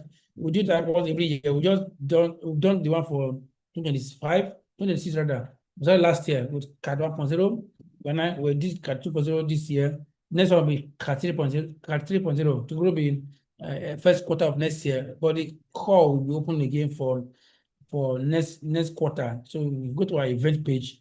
You will later see the details there. Okay. I think that is basically for that. Let me see on the announcement. So we can now go back to our Q&A as we begin to plan to close. Let me see that. Okay, that's that for now. Okay. Let me see if there's any question that have come in. I've seen 3 comments on the chat. Oh, yes. Okay, somebody is asking, attention, recording will stop in 2 minutes. We can revise. No, we can. We're still recording. It's still be recorded. That's a lie. Sorry, that's a lie from the platform. Okay, somebody said, I want to ask if the recorded version of. Don't mind. AI is lying. Don't mind AI. Okay. Okay, this one is asking. Yeah, that's from Enabog. Prof, I want to ask if the recorded version of the session will be available for access. Yes. It's on YouTube. So if you're on the platform, I've already shared the recording session, so you can go over to it on YouTube and play again and again. So it's available for you to go over again and again. I also post it here on the chat on the YouTube on the. So yes, this is the link. So you can go over it. So this is the link, and if you also subscribe to our YouTube channel, you will get the notification. So the recorded session is on YouTube. It's there on our channel. You can go over it again. I just put the direct link. Once you click on the link here, so of course, one will also send a link for the exercises. We'll put a link on it, so you can go over it again. There's no way you can get everything now. So, but as you go over it again and again, it's for free. You get more. The more, the better. Okay, thank you much, Enambog. Okay, for that. Okay, any other question? Thank you, Enambog, for your question. You can ask it by raising your hand. We have a few minutes before we close, or you can put it on chat, and we'll take it that. Okay, answer Enambog. Let's take again. There's another comment on we have about many people on YouTube. There's another question on YouTube. Okay, so let's keep it coming. We have a few minutes before we close. You can raise your hand or acknowledge your hand, or you can put on the chat. We have a few minutes to take some questions. Otherwise, we will. Yes. Question Q&A. Chinwe, maybe you have what to add to it. This is Q&A. Our AI professor of AI. Chinwe, anything for us? There's nothing for now. I've learned a lot today. You know, sometimes you think that you know, but by the time you sit under people that have done some research, there are lots and lots of things, especially these little Tips or details. Yes, saving with file name, all those kind of little things. They are quite important when it comes to submitting application, and I've learned a lot today. Thank you, sir. Thank you so much, Madam Chiwe. I know you're pregnant for next week. We're waiting for that. Thank you so much. Yeah, so much nice raised. Yeah, Madam Promise Staris Onyema. Over to you, ma. Okay, Prof. Yes. Good evening, Prof. Good evening, everyone. I'm from Nigeria. Thank you, ma. My question is, I want to understand if as a part of being part of this group, can my proposal be reviewed if I'm writing for a grant? Can I get a review from this institute? Thank you, sir. Okay, Chiwe, that's your Chiwe, you have an answer for that. I'll answer you. Okay, it depends. One is you can the simple answer is that yes, you can get a review. But also, it depends on the timing. At times, I don't want to change. I want to say, okay, your deadline is tomorrow. You say, I say for me to leave it today. It doesn't work that way. So, if there's enough time, personally, I will go through it. But if it's not my core area, I can ask persons in that area that use AI technology. I can ask people like Chinwe. If it's something like sociology, there are people like Judith. We have different team members. And then if you are in part of the, also encourage people to join the ASMN Premier Group. We have different clusters. There are those in agricultural research, those in the legal research. So if you're in that cluster, we can ask and each cluster has a team lead and also coordinator over in each cluster. So based on the topic, we can get person in that cluster to help you review it. But yes, we can review it for your proposal for you, but there should be time allowance, maybe for not like a no or tomorrow.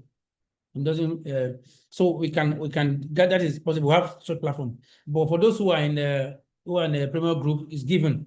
I review a lot of proposals every now and then. So we'll give you feedback and also to make it stronger. And if there's examples of those who have done similar proposal, we can give it as proposal as a sample to model after. So yes, we can do that. And the much more is open for much more of those in the Premier group. I don't know if I answered your question, Madam Promise. Yes, sir, you have. Thank you so much, sir. But I have another question, which is how do I get to the clusters. Thank you, sir. Okay, the cluster is simple. It was like I shared earlier. We go to let me see what I can copy it here. If you go to, let me just share the screen again. I shared that, maybe you miss it out that when I shared it.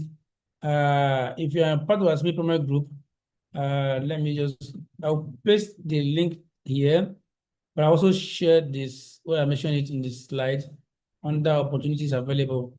Let me, so I'm gonna put it on the, I'm gonna put it here. This is the link to read. So when you, this link will take you to details you want, and then also paste it on our, those of us who are in the, I know are you on the ASMN 7.0 group? Yes, sir. Okay, so you can also get it from there, or if you go to our website, once you click join the network, you will see the details there. So I also put it on the, so this is a link to, let me just also put it on the, so I also put it on the WhatsApp group. So that's that. So within within the ASMN Premier group, when we do onboarding for batch 5 is starting. We already, many people are already there, but we'll see open it until after the end of this ASMN 7.0. They will not do what we call onboarding. Onboarding is when we not discuss all of the things you need to know. So this is our Premier group. So after we are done with the premium group, when we do the onboarding, so details are here and the benefits are here. I also put the link on the groups. So yeah, so the onboarding will happen on this 28th. So of course, do profiling. We'll profile each person on our website. The aim is to also give them mileage. You know, Africans require exposure, so we put it on our website so they can write on our goodwill and mileage. And then two, during the onboarding, we discuss a lot of things, and the clustering will be done during the onboarding. Okay, so that's what, and that's, those of us, if you look at, also check that link I shared. You see, batch 1, you see the profile, you see batch 2 profile, you see batch 3 profile, batch 4. So all of that is what we do. Okay, I don't know if I've answered your question. Yes, you have, Prof. Thank you Okay. so much, sir. Thank you so much. I appreciate your double-edged question. Yeah, we have a few minutes to go. Any other question? As now, this is general, as we plan to go. Those on the web, many persons again as well on the YouTube. Those on YouTube, please, you can ask your question. Somebody is placing something again. Okay.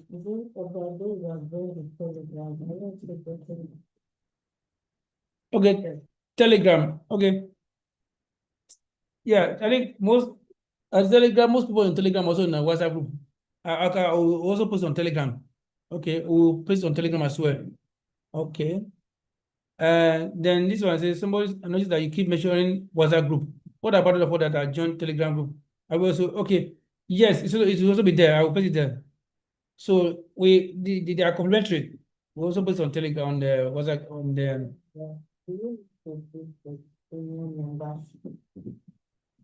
Okay, premium membership. Yeah, it's a token, because that's basically what we keep, what we keep the system running. We have a number of persons who are working with us, and also to maintain the platform. Also, the hosting is not for free, so just to keep the system running.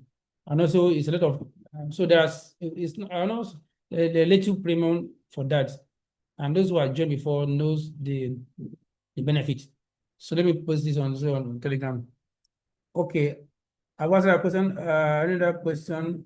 We have a few minutes. We end it by the next. We have about 7 minutes to go. So let's maximize these few minutes we have. Okay, so those are already posted on Telegram. Thank you for that person on Telegram.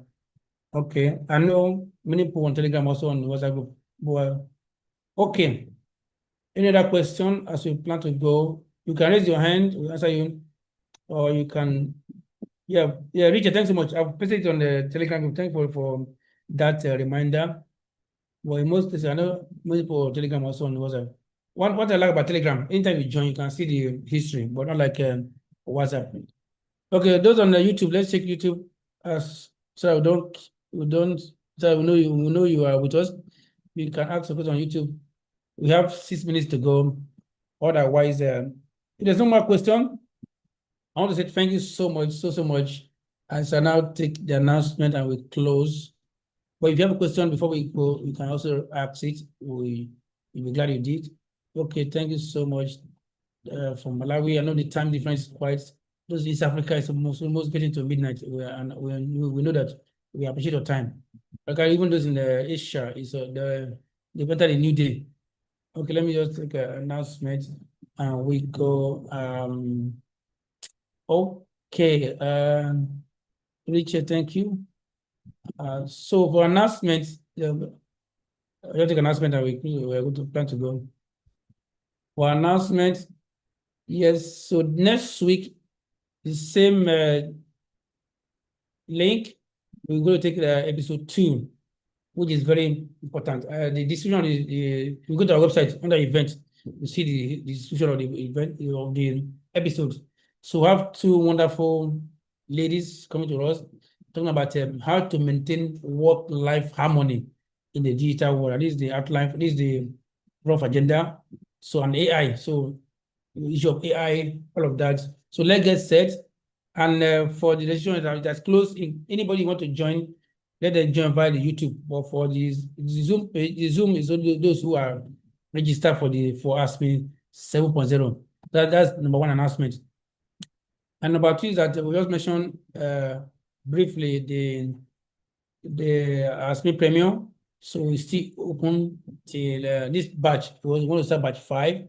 So let's it's open. So as many that can jump on it, it's a token. It's just for us to keep the system running. Just little token, and it's the way it's done is online payment. Whether any card everybody wants, just follow the steps. It's as simple as clicking of the mouse. Next one again, certificate is ready. For tomorrow or next, we'll share the exercise for today's episode. So you do it, and then after episode 2, you do it as well. Episode 3, it's one of the requirements to get the certificate as well as the ASMN Premium membership.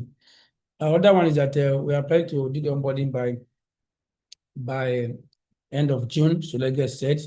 On that note, our journal is going to take our journal, and it's a good way a platform to publish your work. For now, it's free, absolutely free, and any paper published that has a DOI and is have our journal portal, thanks to also part of the OJS Open Journal System.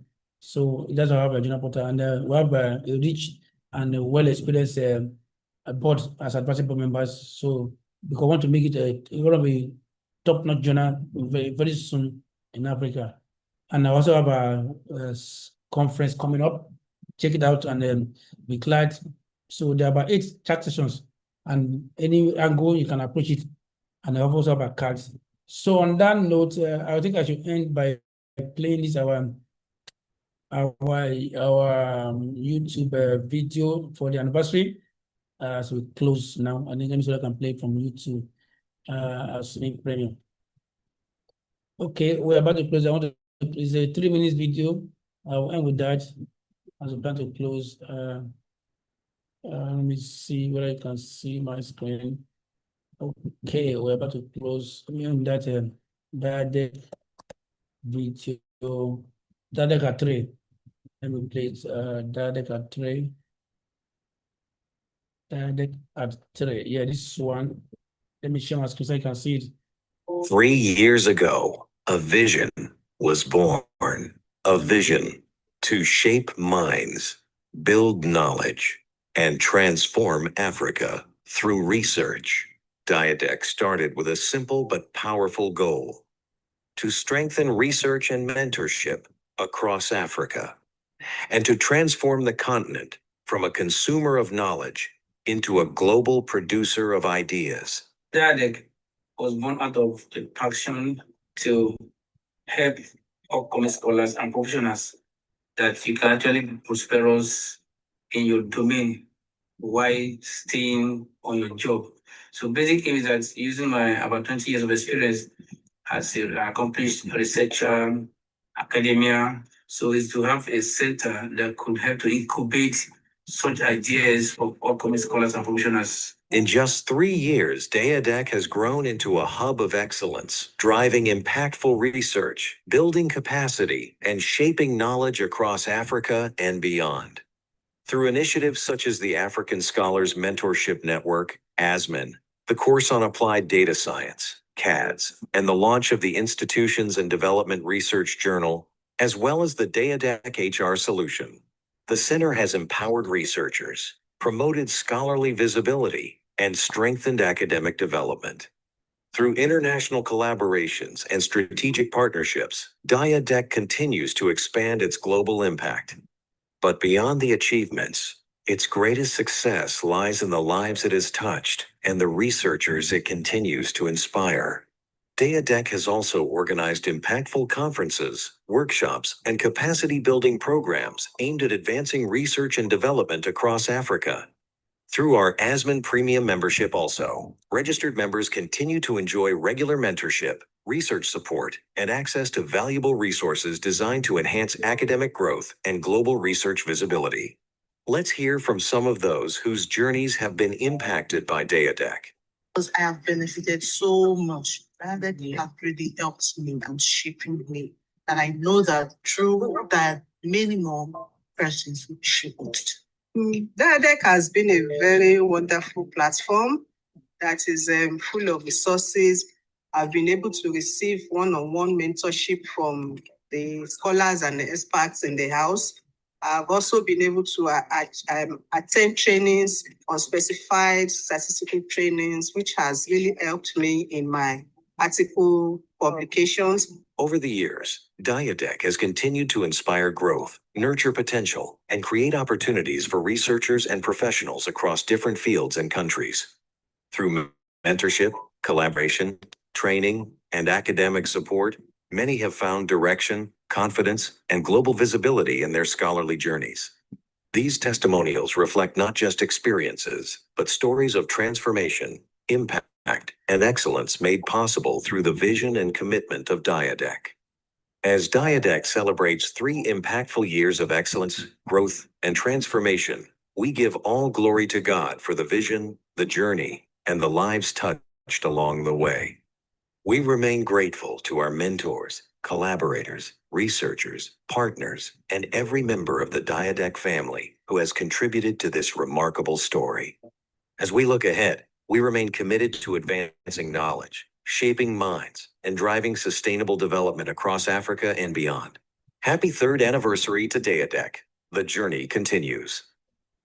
Yes, the journey continues. So I want to say thank you. And now, what separates the truly powerful from everyone else?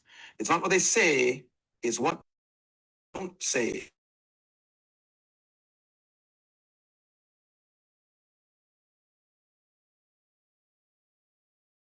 Okay, can you hear me now? Sorry, it's time. So thanks for your time. We're ending now. Is journal national? The journal is international. The journal is international. From the advisory board member, you can see it from the platform we are, the OJS, from the cross-reference is international. We are a member of OJS, Open Journal System. We are a member of cross-reference DOI. So the journal, of course, international is we are not really local. So thank you for your time, and thank you so much. God bless you for today. Next week, same time, same channel. God bless you. Enjoy the rest of your week.